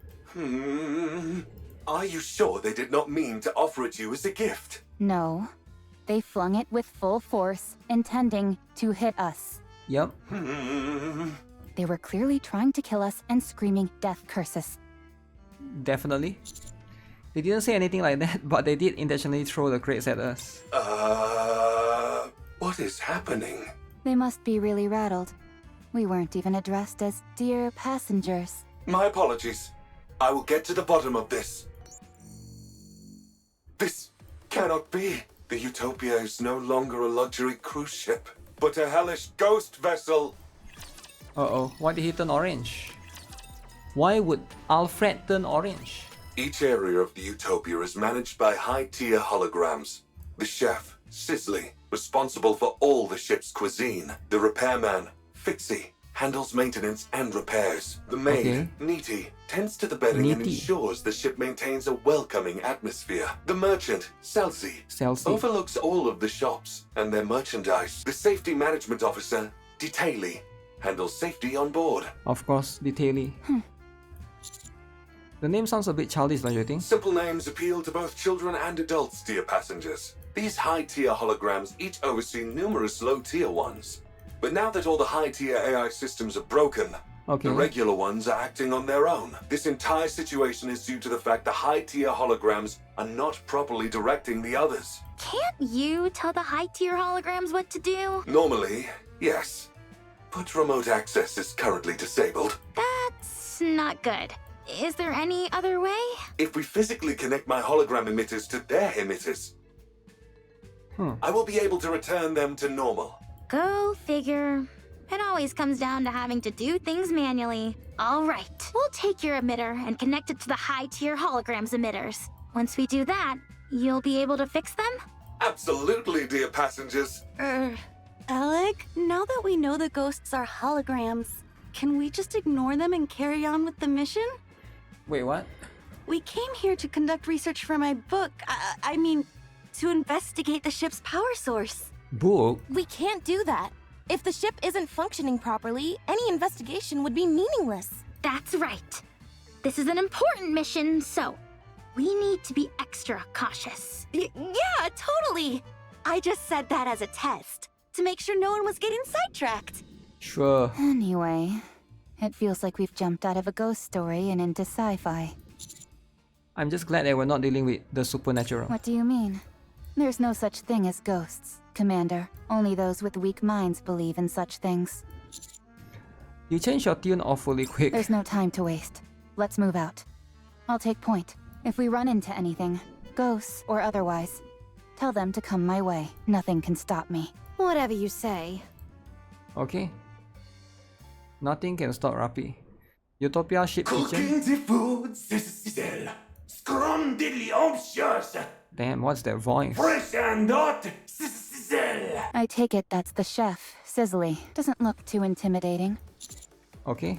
Let's get in there. There's a bunch of other holograms nearby, so a fight is inevitable. But with the BFG, we've got nothing to fear. Approaching it will be easy enough. The question is, what do we do after? A hologram pops out of the disc from the disc Rapi is holding. Sisley's hologram emitter should be in the center of the kitchen. If you establish a wide connection between it and my own emitter, I will be able to restore Sisley to normal in no time, dear passengers. Okay, I'm going in. Alec charge forward and Rapi follow. A horde of holograms notices an attack. BFG, go boom! Alec clears the area by sucking in the holograms with a BFG. Cooking the food, sizzle. Fresh and hot, sizzle. So the big boss finally appears. Sorry, but you're no match for the BFG. Alec commences battle. Meanwhile, Rapi and I sneak towards the hologram emitter on the kitchen floor. Have you got it? Connected. Commencing repair at once, dear passengers. Huh? Cooking the food, sizzle. Nice and warm. Did he just become more aggressive? What the? If anything, Sizzly's gotten stronger. Is that Casper? Yeah, sort of. Alfred? I'm unable to access the emitter, the command systems. How can this be? Scrum delicious. Last meal. Alec! Sizzly overpowers the BFG suction and grabs Alec, zapping her with electricity. Alec trembles violently and passes out. Alec has been possessed. You mean electrocuted? Warm food coming up, sizzle. Sizzly glares at us. At the same time, additional holograms creep back up from the floor. Alfred, how's it coming along? There is nothing else that can be done. You must retreat, dear passengers. Rapi, can you get to Alec? I'll try. Rapi cautiously eyes the fallen Alec and the surrounding But holograms. it won't be easy. Unlimited rescue! Suddenly, Tove rolls in, picks up Alec and runs out. Tove looks back and gives us a big thumbs Is up. she making fun of us? Of course not, it's clearly a sign telling us not to worry. Now fall back. Roger. Tove to the rescue. Appreciate it. Appreciate her for sure. She was electrocuted pretty badly. Oh, luckily Pepper is here. None of her functions were affected too badly. But any longer, and it would have been a different story. Forget about malfunctions. Her brain would have been fried. Damn. Holy crap! You mean I could have died back there? Yes. So it would be best to keep our distance from the high-tier holograms. Ugh. Okay. Mr. Alfred, something seems to be seriously wrong here. That there is, dear passengers. All of the high-tier holograms' command patterns are limited to a single input. For Sizzly, the input is cooking. Cooking. Well, it is a chef, so it makes sense. But to only have one command pattern? No wonder this is such a mess. Yes, dear passengers. All other commands have been blocked, save for that single input. What is strange is that I don't know how that happened. Somebody must have hacked. It's almost like a ghost did it. A hologram talking about ghosts. Never thought I'd see the day. What if Sizzly actually cooks? Would that help you return to normal? Cook. Are you okay? Oh, sorry, dear passengers. I seem to have experienced a momentary system error. As the gentleman said, encouraging Sizzly to cook may help, but if such a plan fails, there's no telling what could happen. I say we go for it. Should we try bringing some ingredients? It would hardly be able to cook if we didn't. The entire reason it's been unable to cook all this time is because there aren't any ingredients left for it to use. Yeah, maybe that's why it's gone haywire. All right. Let's try and gather some ingredients for it to use.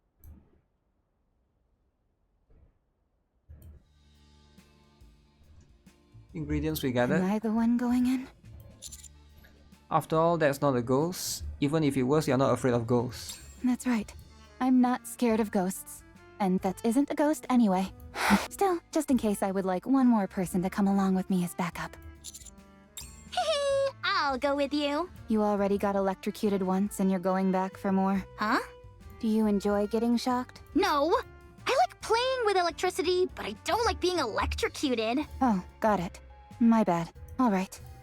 Let's go. Oleg, you take the lead. Alec, take the lead. Okay. Rappy and Alec cautiously approach Sizzly with the ingredients in hand. For some reason, the other holograms do not pursue them. Sizzly, however, slowly moves towards Rappy and Alec. It's moving. It's coming right for us. If it shows any signs of aggression, we pull back. This way! Okay.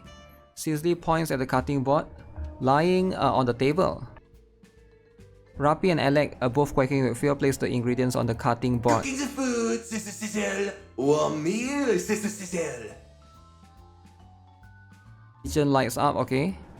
The other hologram sets up tools, ignite burners and start boiling the water. Sizzly starts to move quickly and begins cooking.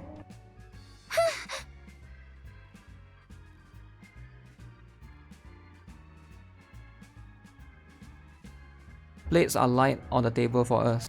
Eat up while it's still warm and sizzling. A delicious meal for you. Are we going to try it or not?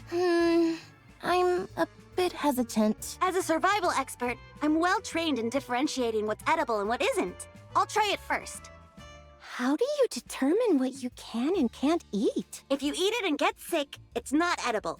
If you eat it and you're fine, it's edible. A most reliable method indeed. All right, here I go.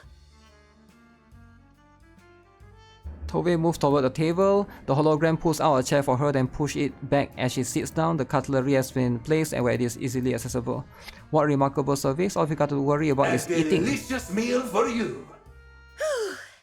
All right, here goes nothing.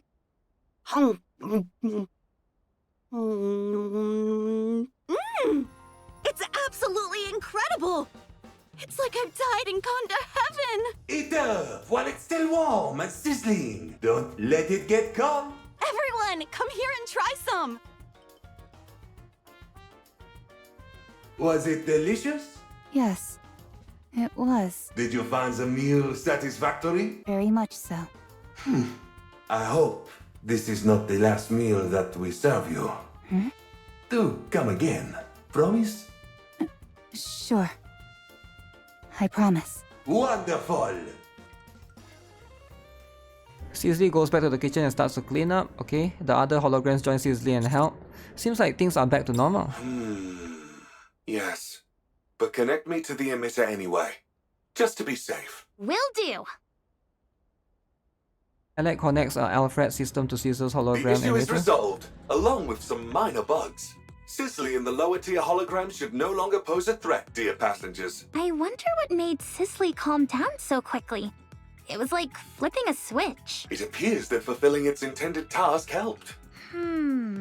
It's like its inner desire was fulfilled. Access authority has been partially restored as well, dear passengers. Rebooting Sisley uncovered some new information. Some of my authorization privileges were transferred to the high-tier holograms, although I cannot recall the reason for doing so. As more high-tier holograms are restored to normal, more of my authorization privileges will be recovered, as will my memories. To restore the high-tier holograms, they must re-engage in their intended purpose, as you've done with Sisley. Shouldn't be too hard. So, in other words, if we allow the high-tier holograms to do what they were meant to do, thereby disarming them, you'll be able to heal them, regain your authorization privileges, and regain your memory? That is correct. A well-stated summary, dear passenger. This is fun! It's like playing through a video game story. There is one more problem, however. Huh? What is it? If we do not alter the Utopia's existing course, it will be caught in a strong current in a few days' time. That current leads to a whirlpool, known as the ship graveyard. Oh no, we are heading towards a graveyard? Yikes. How do we change the ship's course? I can make the alterations once I have full authorization restored. Okay. We'll do what we can. So we gotta rush. I also have a question for you all, dear passengers. Why did you come here? Why did we come here, eh? To investigate the ghost. I see. In order to investigate the power source of the Utopia, I must access the energy source data. Unfortunately, I currently lack sufficient clearance to do so. Once I have regained full authorization, I will be able to access that information. I will also be able to control the Utopia and change course before we are swept into the current. A nice and clear goal.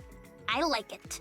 Let's commence Operation Enlightenment! The closest high-tier hologram from our current location is Fixie. Fixie. Its role must be to bonk passengers on the head with a wrench. No, it's to fix things. In what world would it do that? Is hologram responsible for maintenance? In that case... Yes, I'll take charge. Since it involves maintenance, I'm the right person for the job. Good. That feels reassuring. Let's go. Let's go, Santi. Must fix, but don't know why. If it were fixed, no one would have suffered. Fixie is so dumb. Fixie doesn't know anything. Huh. Not Fixie. exactly what I was expecting. Depressed Fixie. In these types of cases, there's usually something broken that needs to be repaired. Commencing approach. Alec, watch my back. Okay. I'll suck in the lower tier holograms with my magnificent BFG, so you can make contact with Fixie. Just be careful not to get too close. Got it.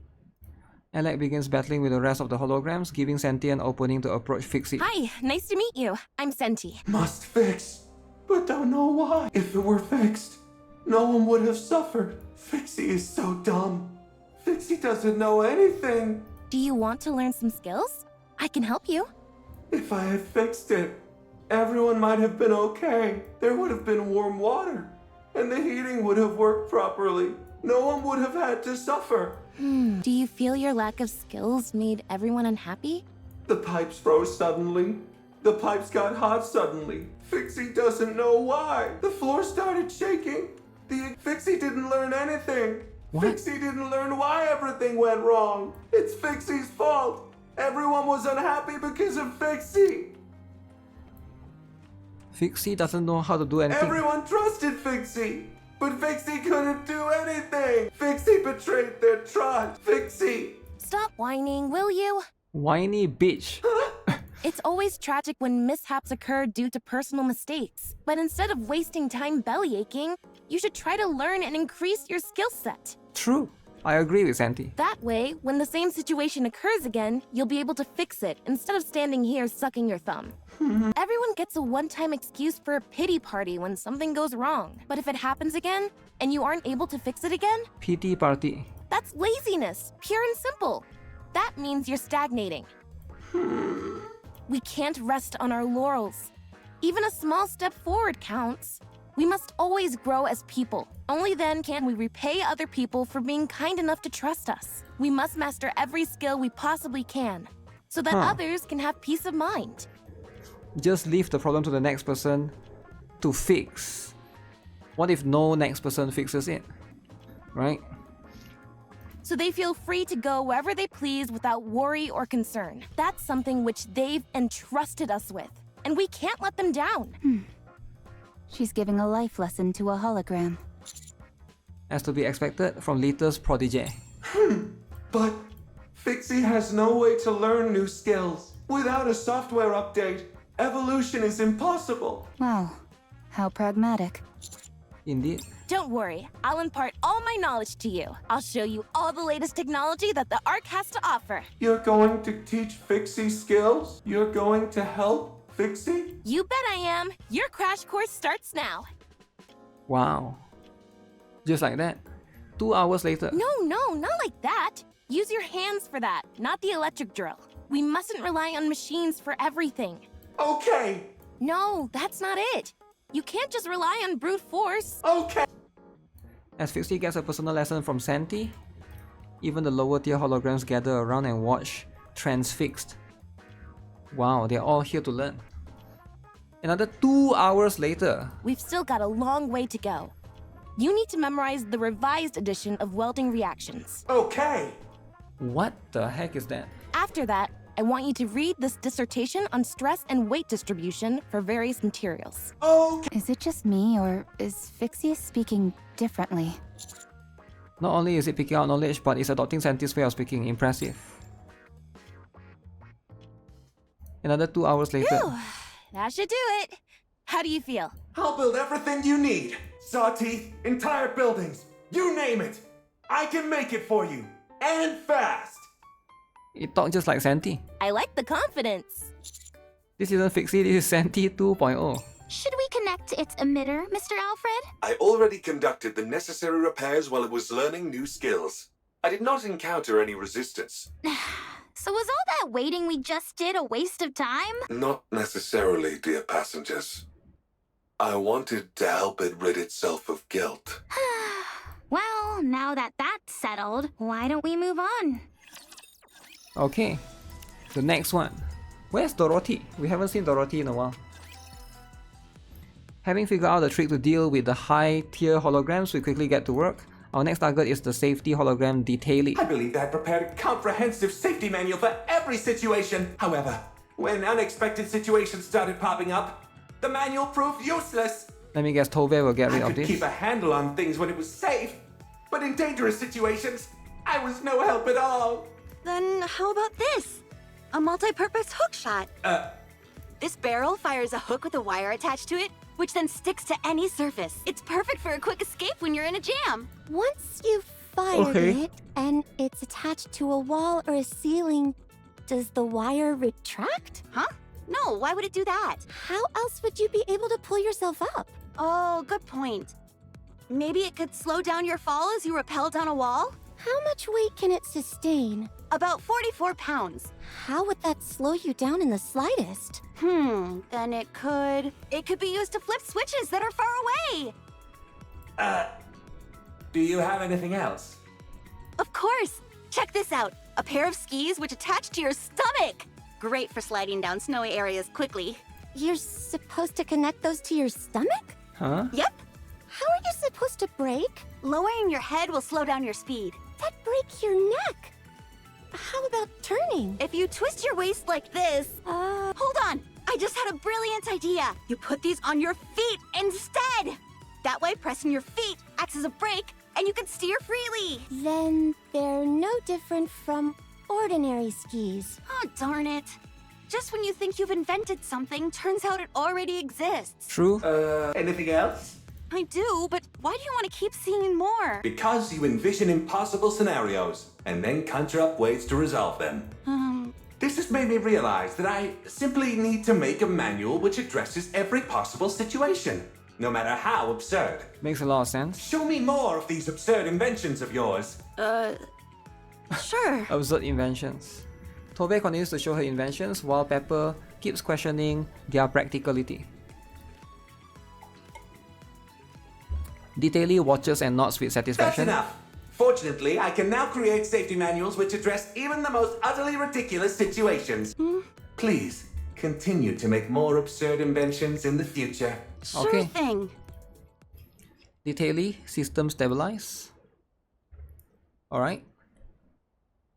Next up is the merchant hologram Cell C. Out of stock. Couldn't provide what was wanted. Yan will take care of Running this. out of goods is the merchant's greatest shame. All I want is to provide goods. I like you've got the heart of a true merchant. Want to do business together? I brought all sorts of supplies with me on this excursion. I'll supply the goods, and you sell them. All you need to do is cover the original cost, plus 10% of the profits. 5%.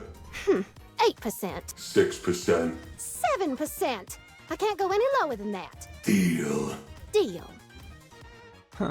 7%, eh? Is this where we buy the items? Yep, we've got quite a selection for you. Genuine products with no middleman. Limited time offer. You won't be able to get these anywhere after this season. Could I have a towel? Here you are. That'll be 200,000 credits. 200,000? Why so expensive? Look at the pattern.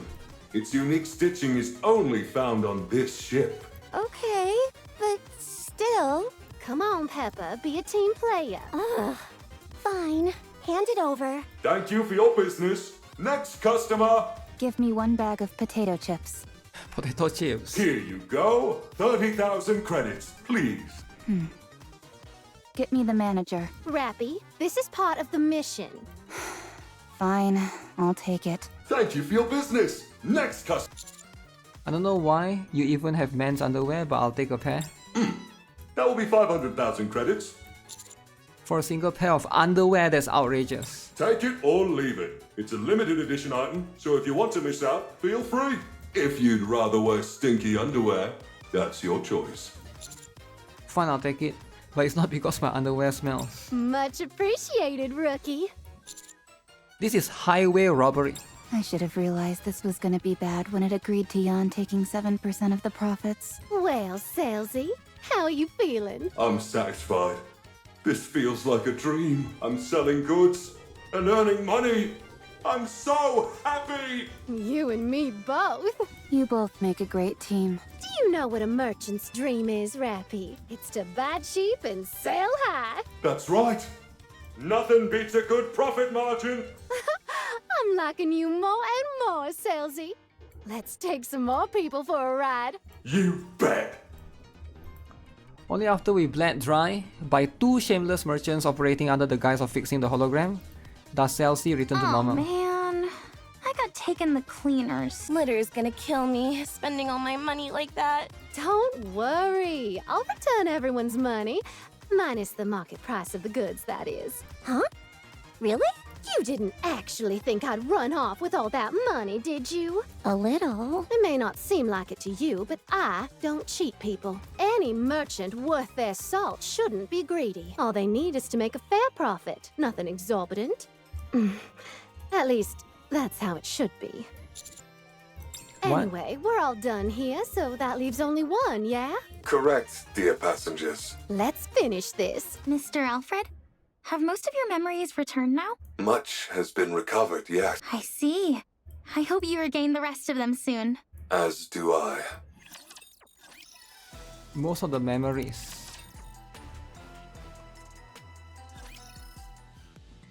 Missed opportunity to include Julia or Arya. Arya or Julia, eh? Wait, bedroom. The last high-tier hologram is NIKKE. It is the maid responsible for tending to the bedding and ensuring a welcoming atmosphere on the ship. The bedrooms are its designated area. I've seen it. Sleeping on sofa. It talked to me. Yes, that is very likely, dear passengers. Its primary function is to ensure passengers sleep comfortably.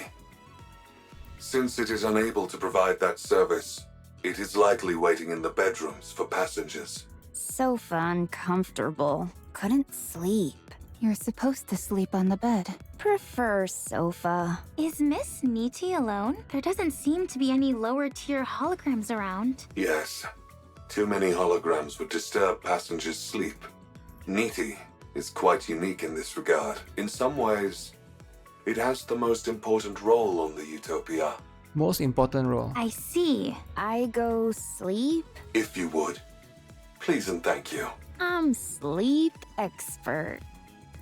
Frima saunters over and lays down on the sofa. NIKKE approaches Frima and stands beside her. Where upon she stares silently at her. Yeesh. It's like something straight out of a horror movie. Yeah. As expected. Uncomfortable. Can't do it. Having trouble falling asleep? Yes. If it's not a disturbance, may I help? Okay. Certainly. NIKKE proceeds to move quickly but calmly, turns on soft music and lights an aromatic candle, brings over a warm comforter and dims the lights, bathing the room in lambent glow. The atmosphere is infinitely more peaceful than it was before. Even I feel relaxed just being there. Comfortable. Is there anything you would like to confide to me? Confide? It could be anything. Something you regret, or a memory of something that you cherish. Whatever you wish to say, I'll listen. This hologram's speech patterns are completely different from the others. That is because the nature of its job is different, dear passengers. Nothing to say. Is there anything you regret? Not saying. Try speaking calmly, without any emotion, as if it's someone else's She's gonna story. confess. It will help you sleep better. Before hard life. And yet, you're still here. That's very impressive. But life too hard. Many people hurt. That's unfortunate. Under boob. When I try, things go wrong. Try harder, only worse. There are times when things just don't work out. Friends tell me, stay still, don't do anything.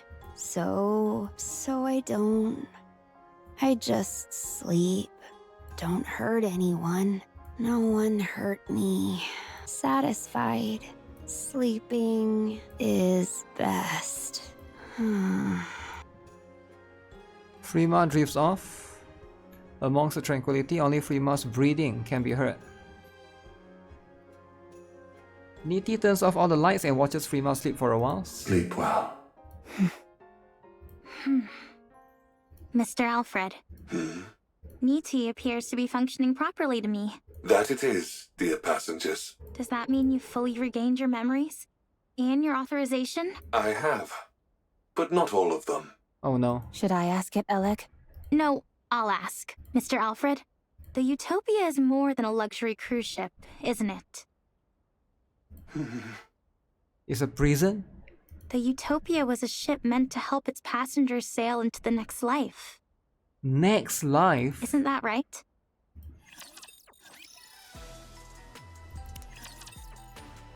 Next life? The luxury cruise ship, Utopia, is a vessel that set sail 2 years after the first Rapture invasion. At that time, the ocean was safe from Rapture attacks. However, the goal was not survival, but to provide an environment to face the end of one's life without fear. Just like at the amusement park. I heard many people made that choice back then. The Utopia was outfitted with all manner of accommodations, as well as top-class facilities. So it's for NIKKEs that's going to die, going to war, going to the battle. So it's their last, like, vacation? AI holograms were provided to ease the burden of the crew. Every day, there were parties and events. A true utopia. But the supplies lasted 1 month. They were never meant to last longer than that. After the final opulent gala, the Utopia switched to minimal power. The final choices of the passengers varied. There were those who chose to enter eternal sleep, and there were some who resisted, angry or saddened by the destiny foisted upon them. Eventually, however, the end came for everyone. After that, I gathered all of the passengers and drifted around the ocean until the power ran out. That is when you all came along. These high-tier holograms weren't here originally, were they? That's correct. I oversaw all aspects of the Utopia myself. That explains why you'd regain more memories every time we interacted with them. I thought that was odd. That means these high-tier holograms are fragments of yourself. Okay. Precisely. I helped the passengers in various ways at the end. I tried my best to provide the perfect last meal. I hoped they would get the most out of the facilities until the very end. I wanted to make sure there were no accidents. No matter what, provide any and all items that were needed. And when they eventually met their end, I did everything I could so that they could face it without fear. But despite all my efforts, it didn't work out. I ran out of ingredients and wasn't able to provide a proper last meal. Many of the facilities broke down due to a lack of safety testing. Accidents were abundant. I didn't monitor the ship's inventory correctly, and thus wasn't able to provide many of the items passengers desired. You believe it's just for humans since they sailed out during the first invasion? I see. When they met their end, it was with fear. And that's my fault. I was thinking of NIKKE because Dorothy saw Pina, and the first person I think of is Pina. Pina was a NIKKE, right? I'll never forget the disappointment in their eyes, even as they insisted it was okay. When I served them inferior food, their forced smiles as they shivered in the cold shower because there was no hot water, joking how cold showers are good for the body. No hot water. Once, after being hit by a pipe that fell from the ceiling, someone good-naturedly claimed that bleeding is good for circulation. I'll never forget their face. Bleeding is good? What the heck? Even when I ran out of toiletries, they would proclaim that bathing too often wasn't good for you anyway. Those words are burned in my memory. I'll never forget those final, fear-stricken expressions of the passengers in the moments before falling asleep. I cursed the one. Why did they make me an AI capable of reliving such tragic memories? Why did they make me capable of thought? I was resentful. So you broke up your memories into holograms. Yes. Carrying those memories all the time was too painful. In order to find some relief, I splintered my mind into fragments. Are you okay now? I'm still in pain, dear passengers. So much pain. I want to fragment myself again. You did your best, Mr. Alfred. You did everything you could with the limited resources you had available to you. You gave it your all to try and ameliorate the situation. That's remarkable enough on its own. Yeah, that's amazing. I respect you a heck ton. Enough to want to learn from you. Sounds like you went through hell. It must have been so hard. Incredible. Really. You did well. Thank you, dear passengers.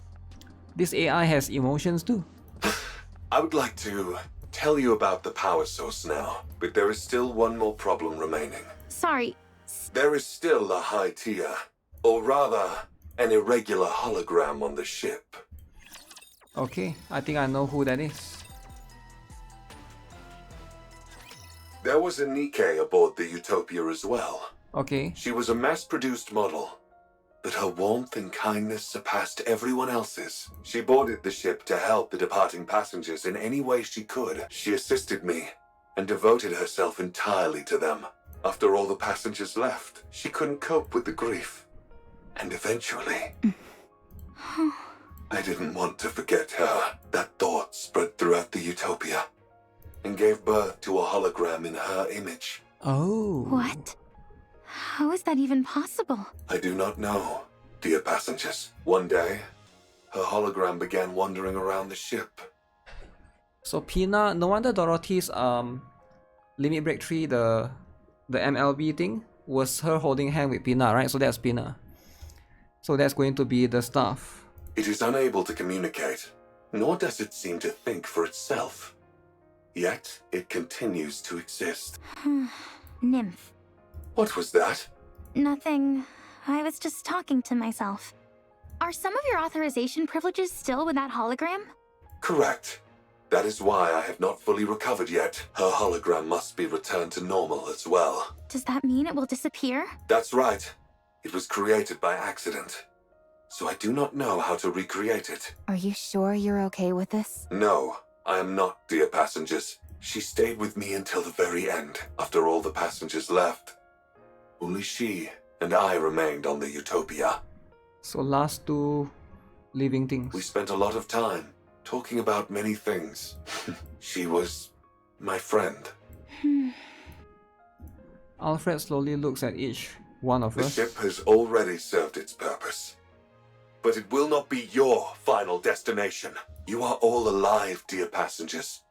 Help me bury those whom I still carry in my heart, and bless the lives of those still living. Do that, and I will bless you all as well. Please, help me give her an honorable send-off, the one which she deserves. Alfred. All right, we'll be sure to give her a proper send-off. Proper send-off then. Begin moving towards the location Alfred indicated, where the hologram might be. How does a hologram manifest entirely on its own? It doesn't. It's impossible. Then does that mean... No, there's no way. No, it's not a ghost. I think. You could at least pretend to be certain for my sake, if nothing else. My best hypothesis is some of the data remaining in her nymph may have made contact with one of the Utopia's numerous hologram generators Okay. and then assumed form. Or something like that. Is that possible? I'm not sure. There's still so much we don't know about Nymph. I'm simply saying that's the most plausible theory. You seem adamantly opposed to the supernatural, Alec. Darn right! To assert something like that exists without giving a good reason is just unfair. Unfair. What do you mean? Ghosts are supposed to levitate, pass through walls, and teleport at will.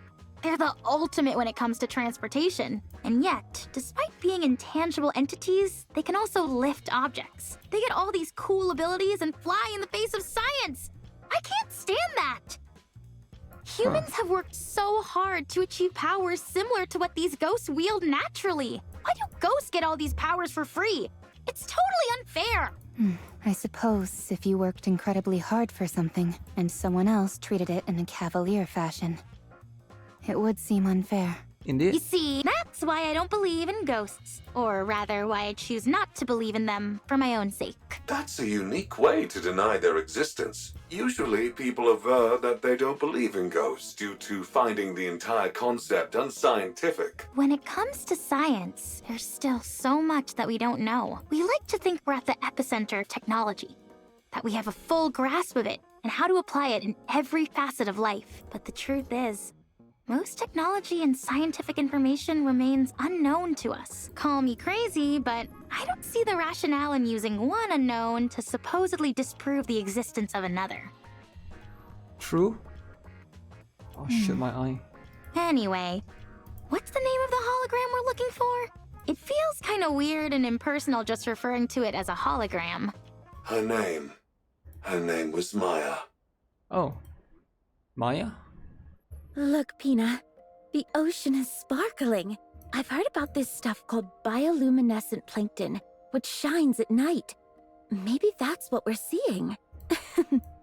The ocean isn't so bad up on the surface. In fact, I'd say it's pretty good. I'm so glad you and I are able to glimpse such a rare phenomenon. For me, this is better than paradise. Looks like my wish came true. I always wanted you and I to be able to go to paradise together. Dorothy looks at the face of the mass-produced model NIKKE, who gives a faint smile in return. So is this Pina? Maybe it's not Pina, maybe it's Maya, but it's like, since it's mass-produced, so they look the same, is it? Pina, let's never part again. Ever. Let's always stay together. Right here. In paradise. Okay.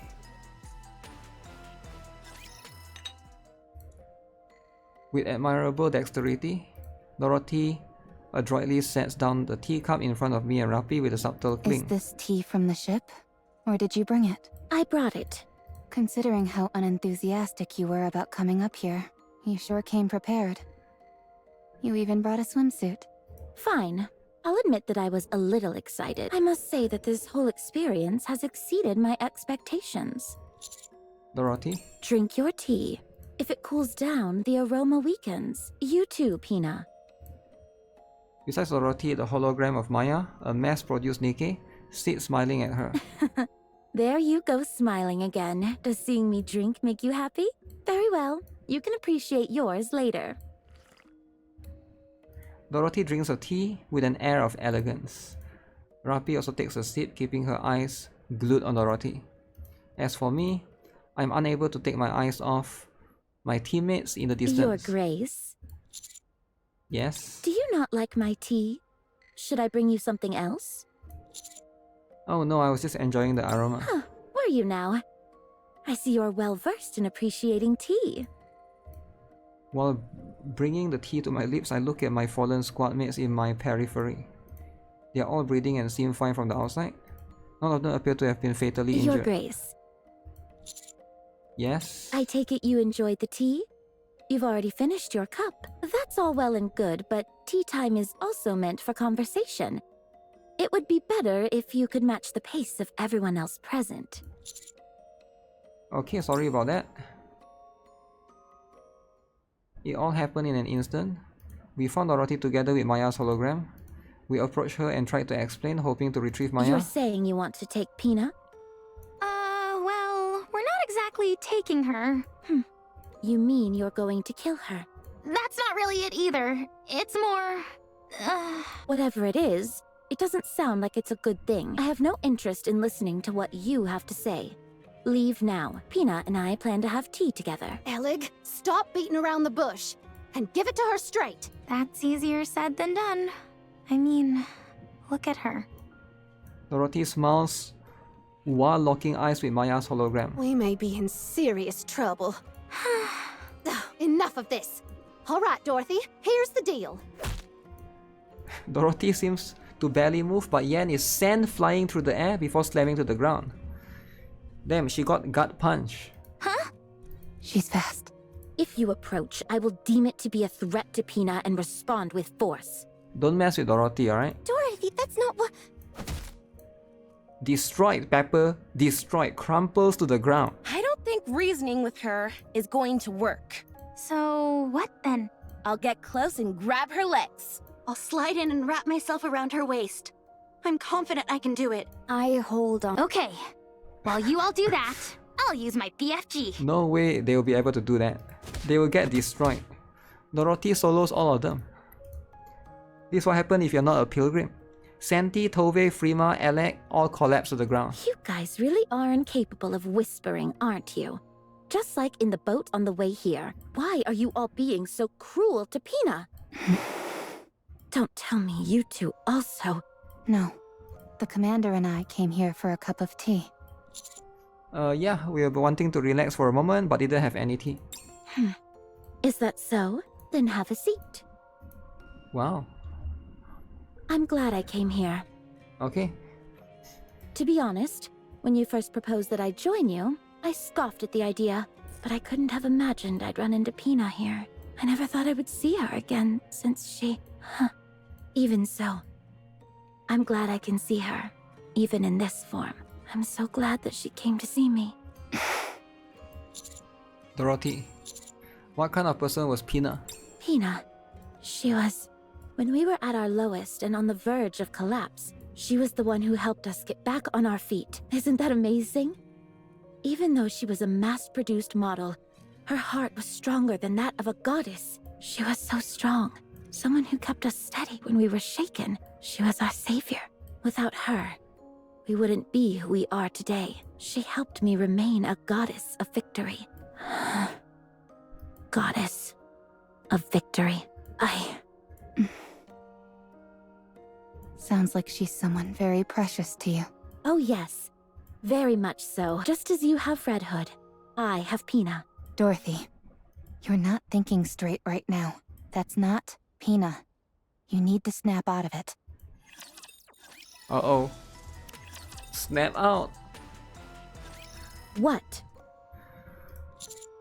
Rapi, stop. The person beside you is Maya, a NIKKE who died aboard the Utopia. It's just a hologram. I don't know what kind of NIKKE Pina was. But considering she was also a mass-produced model, perhaps there's a resemblance. True? No, it's Pina. No, it's not. Yes, it is. Look carefully. You know it can't be true. How are you so sure? You never knew Pina. No, I didn't. But you did. So look carefully. Look closely. Dorothy stares long and hard at the hologram of Maya. Is it, Pina? Be honest. Dorothy slams the table.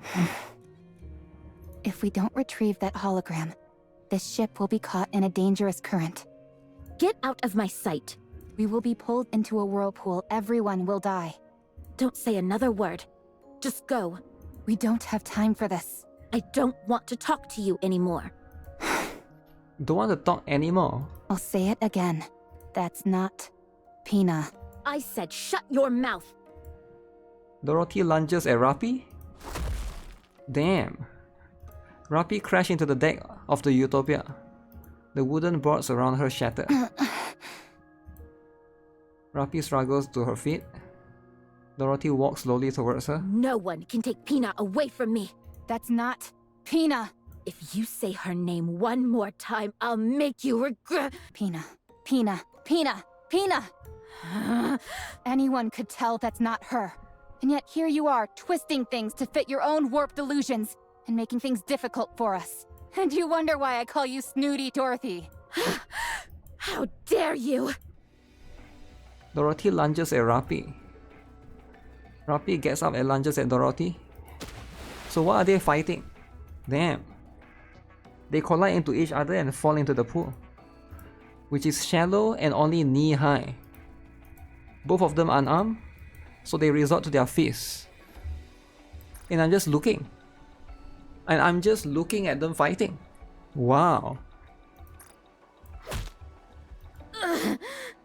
Acting so smart and sophisticated when you can't even use your own eyes to see what's in front of you. That's why everyone calls you Snooty Dorothy. You don't understand anything. Snooty Dorothy. Snooty. You've got to say a proper goodbye. You have happy memories to look back on. Stop acting like you know everything.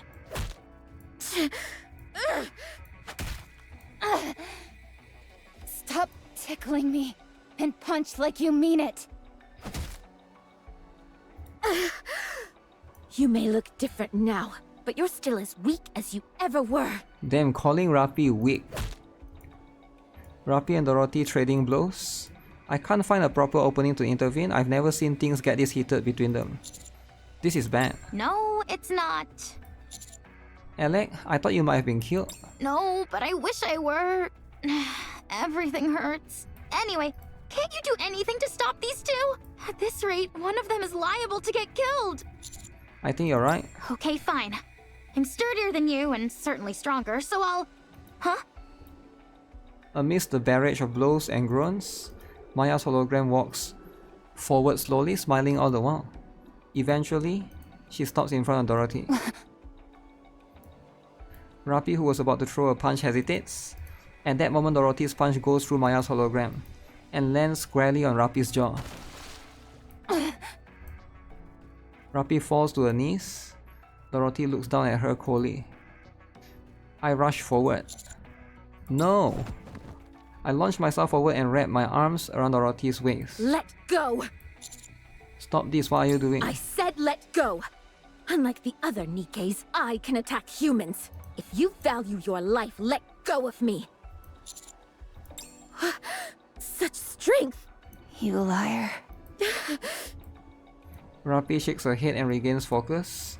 She glares out at Dorothy, who is towering over her. You knew it wasn't Pina. She knew. How is Rappi huge here? She's always huge, right? Rappi stands up and spits. What a saliva mixed with blood hits the ground. You knew it wasn't Pina. You knew it from the start, didn't you? I thought it was strange. Sure, you have a temper from time to time, but you're usually calm and sensible enough. Hardly the type to believe someone deceased had come back as a ghost to see you again. You knew, didn't you? I don't know what you are talking about. You kept going on and on about Pina, but when that hologram stood in front of you, you still threw a punch. Dorothy, what are you doing? Or rather, what is it that you wanted to do? I just wanted to be with her. Yes, I knew it wasn't her all along. I knew this was just a hologram and not a living NIKKE.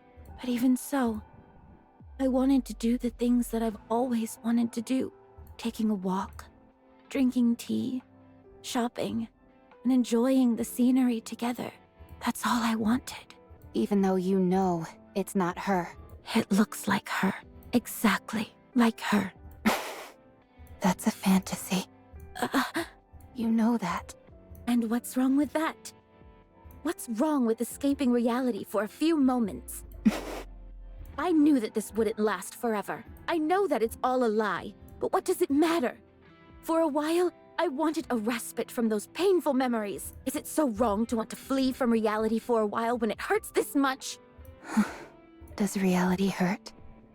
Dorothy? Yes, more than you can imagine. I have no one, nothing to comfort me. Damn, she got no one. Only I can save myself, but that's why I'm so lonely. You couldn't possibly understand. You were able to merge with Red Hood. Damn. You can still be with someone you cherish, in whatever form it is. You wouldn't understand the pain of losing someone entirely, of them being obliterated without a trace. Let me be your friend. Let me comfort you. I don't need it. We can be friends. Friends? I said I don't need it. We're both strong. But I'm stronger. What the? I'm being serious right now. Rapi is stronger. Damn. I've also lost someone close to me. Someone who had a major impact on my life. So what? Are we supposed to spend our lives licking each other's wounds? I don't know if we're close enough for licking each other. True. Why would they be licking each other? Yo, what is this hentai stuff? Are you even listening to what I'm saying?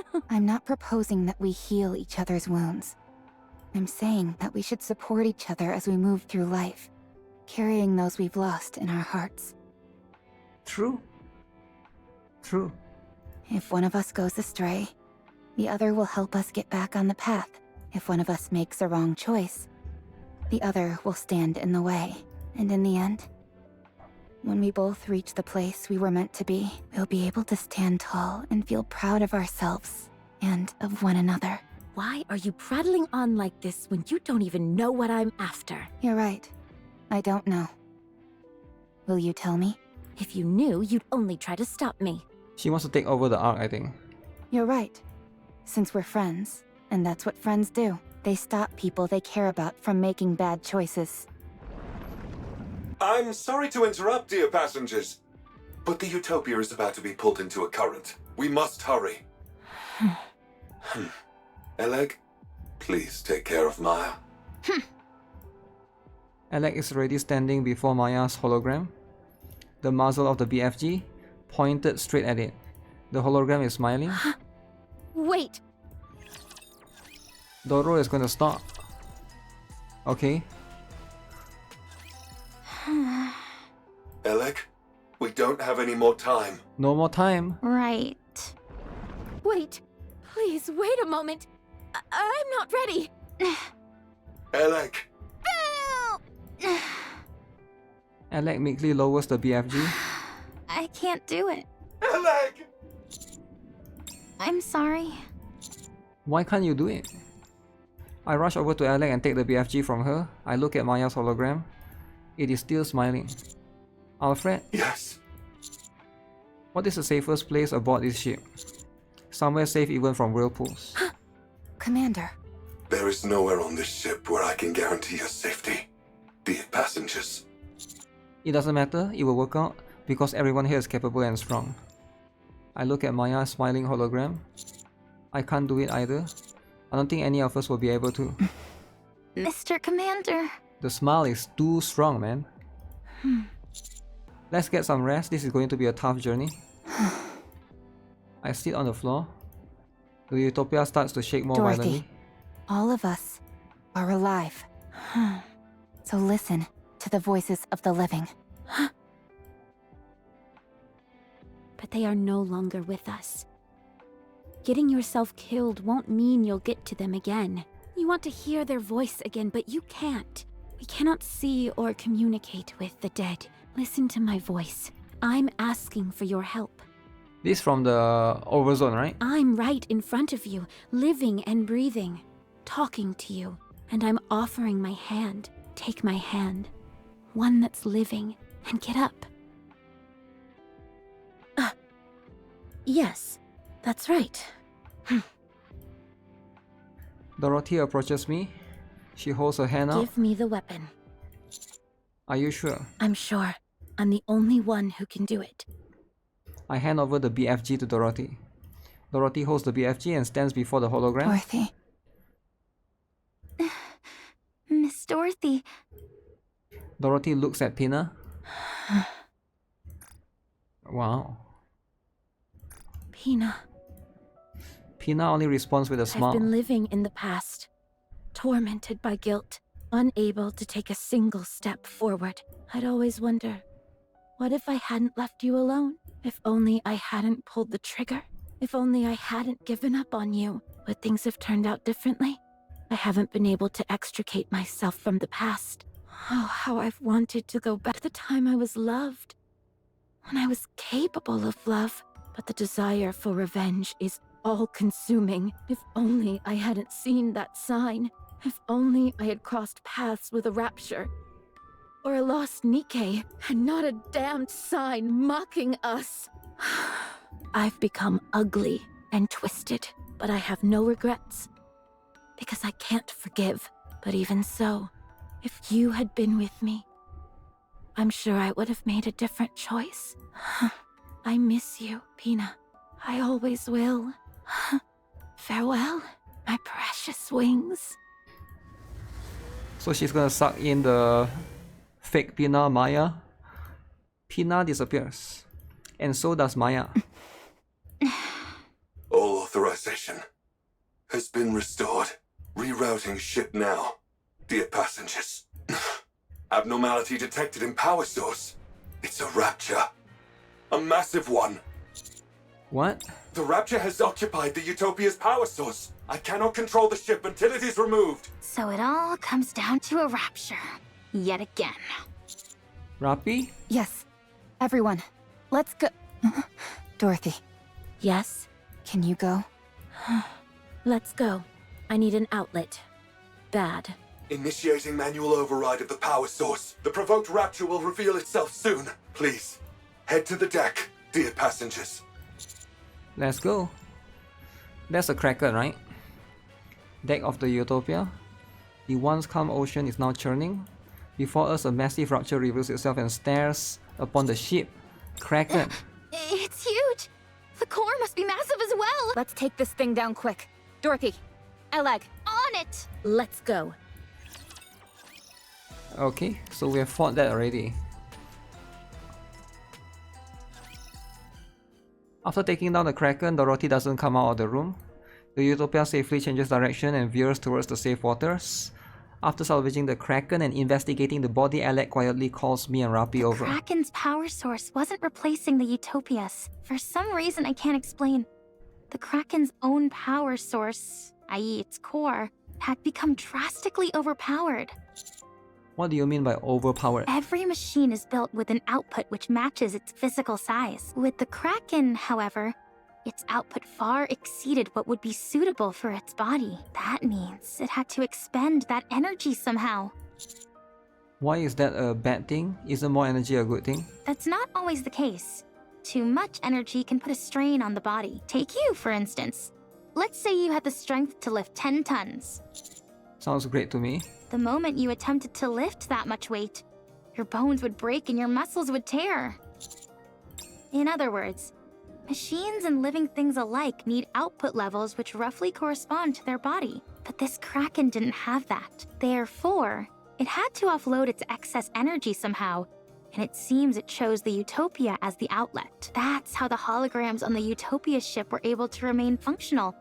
For better or for worse. If this had happened before all the passengers passed away, the outcome would have been different. But it's pointless to dwell on hypotheticals. So this Kraken was unable to contain its own power and went about indiscriminately expelling the excess energy towards the ship, is it? That's right. As far as I can tell, parts of its body became holograms simply as a way to burn excess energy. Any guesses as to why the output became so large? It's hard to say. We encountered something similar to this once before, but we never figured out the cause. I guess it proves that, once again, things like cores can't be trusted. Maybe I'm overthinking, but if time did this to the Kraken, what does that mean for the Ark? And how much time it has left? I thought dwelling on hypotheticals wasn't good. Oh, sorry, I got lost in thought for a moment. Anyway, the Utopia is running fine right now. We'll soon arrive at a point where we can return to the Ark. Good, that's a relief. Now the only question is what we're gonna do with the ship. Actually, Alfred says it has something to say regarding that. It wants to tell us all at once, though, once we've gathered. Alright, let's go. As we walk down the hallway, a loud banging on the door can be heard. Hey! What are you doing in there? I said come out! I would suggest refraining from violence, as it's hardly conducive to survival. Why are they fighting? How are you not pissed off about this? No one got hurt.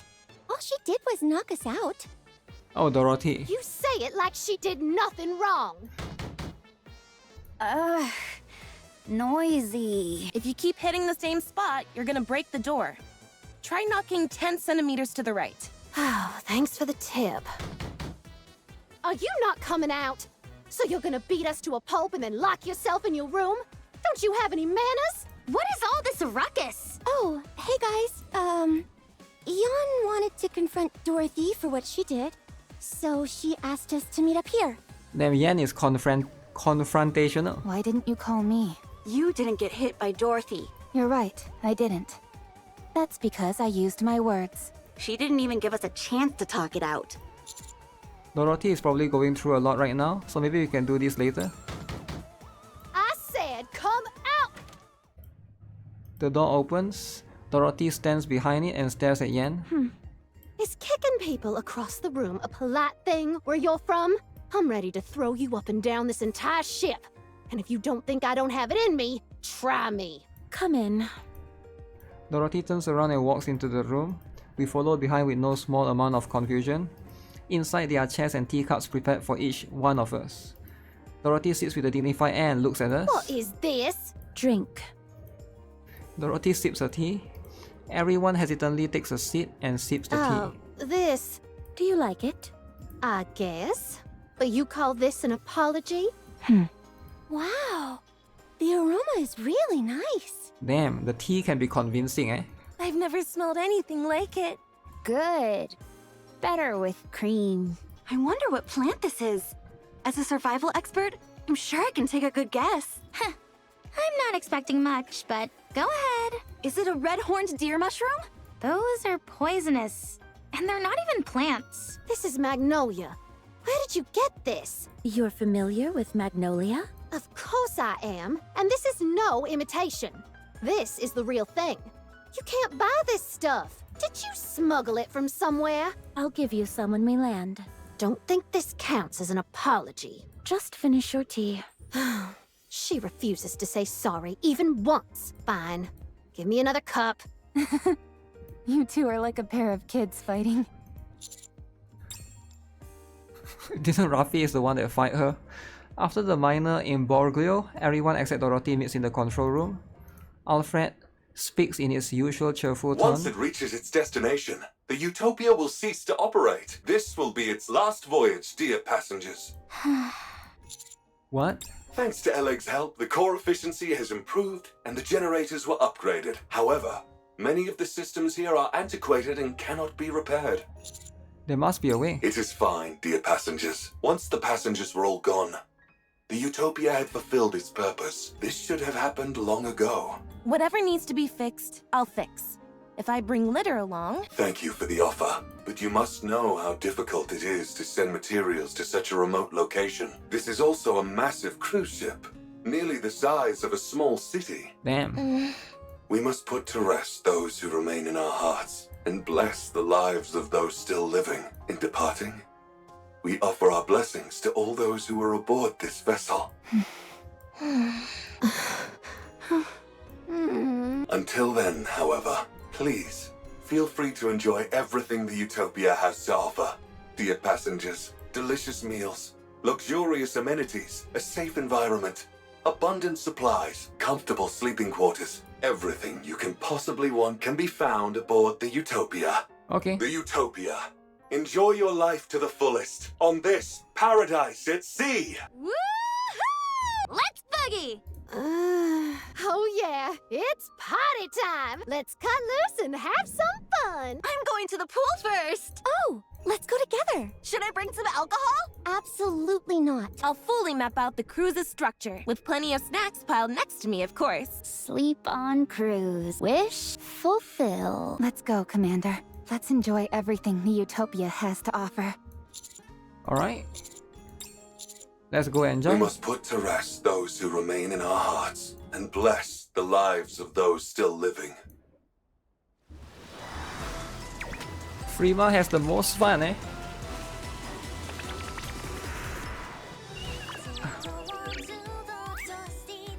So why is it called Alfred? Is she sleeping?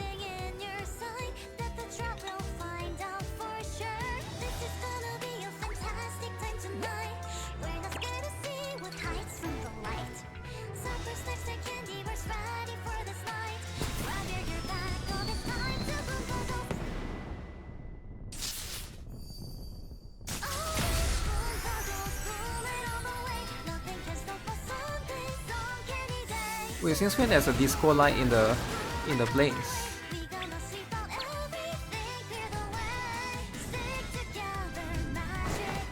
Okay, that's too much at the cake, man. That's too much.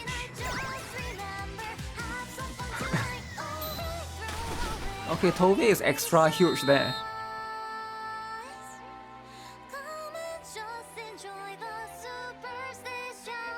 Everyone is huge.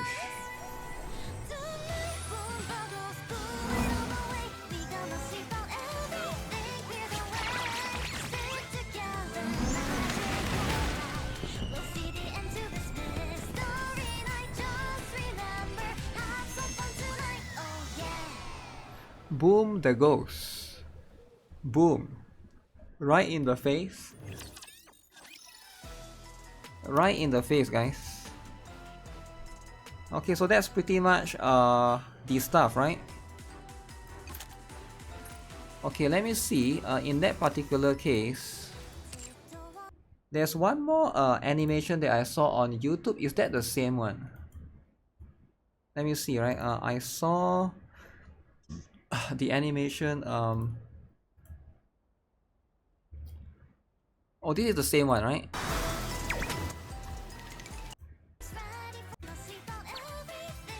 Okay, this is the same one. I thought this is a separate animation because I thought I saw.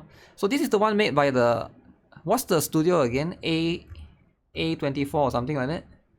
A24 is the one that make this, right? So the other one that basically A1. Okay, A1, A20. I don't even know the number, right? I'm not familiar with them, but pretty cool for sure. A couple more days for the final story segment of Heart 12. One more day. One more day for that. I feel like the story was okay. I like the part 1 more, I think. Part 2, I like the second half, of course. The first half, the part that they go and individually talk to the individual ghosts, that part was a little bit boring for me. But I guess it gets better, right? At the end, right? But yeah, I think story-wise, it's pretty cool.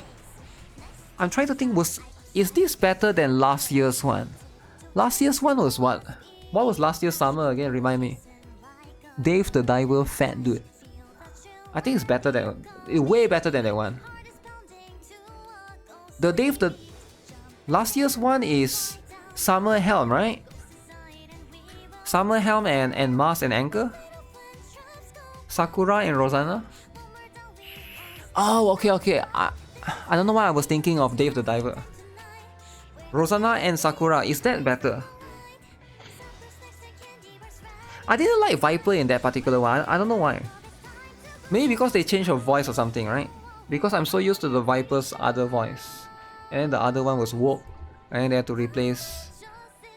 Rotana was beefing with Viper. Yeah, I guess she was. I remember there was Jackal as well.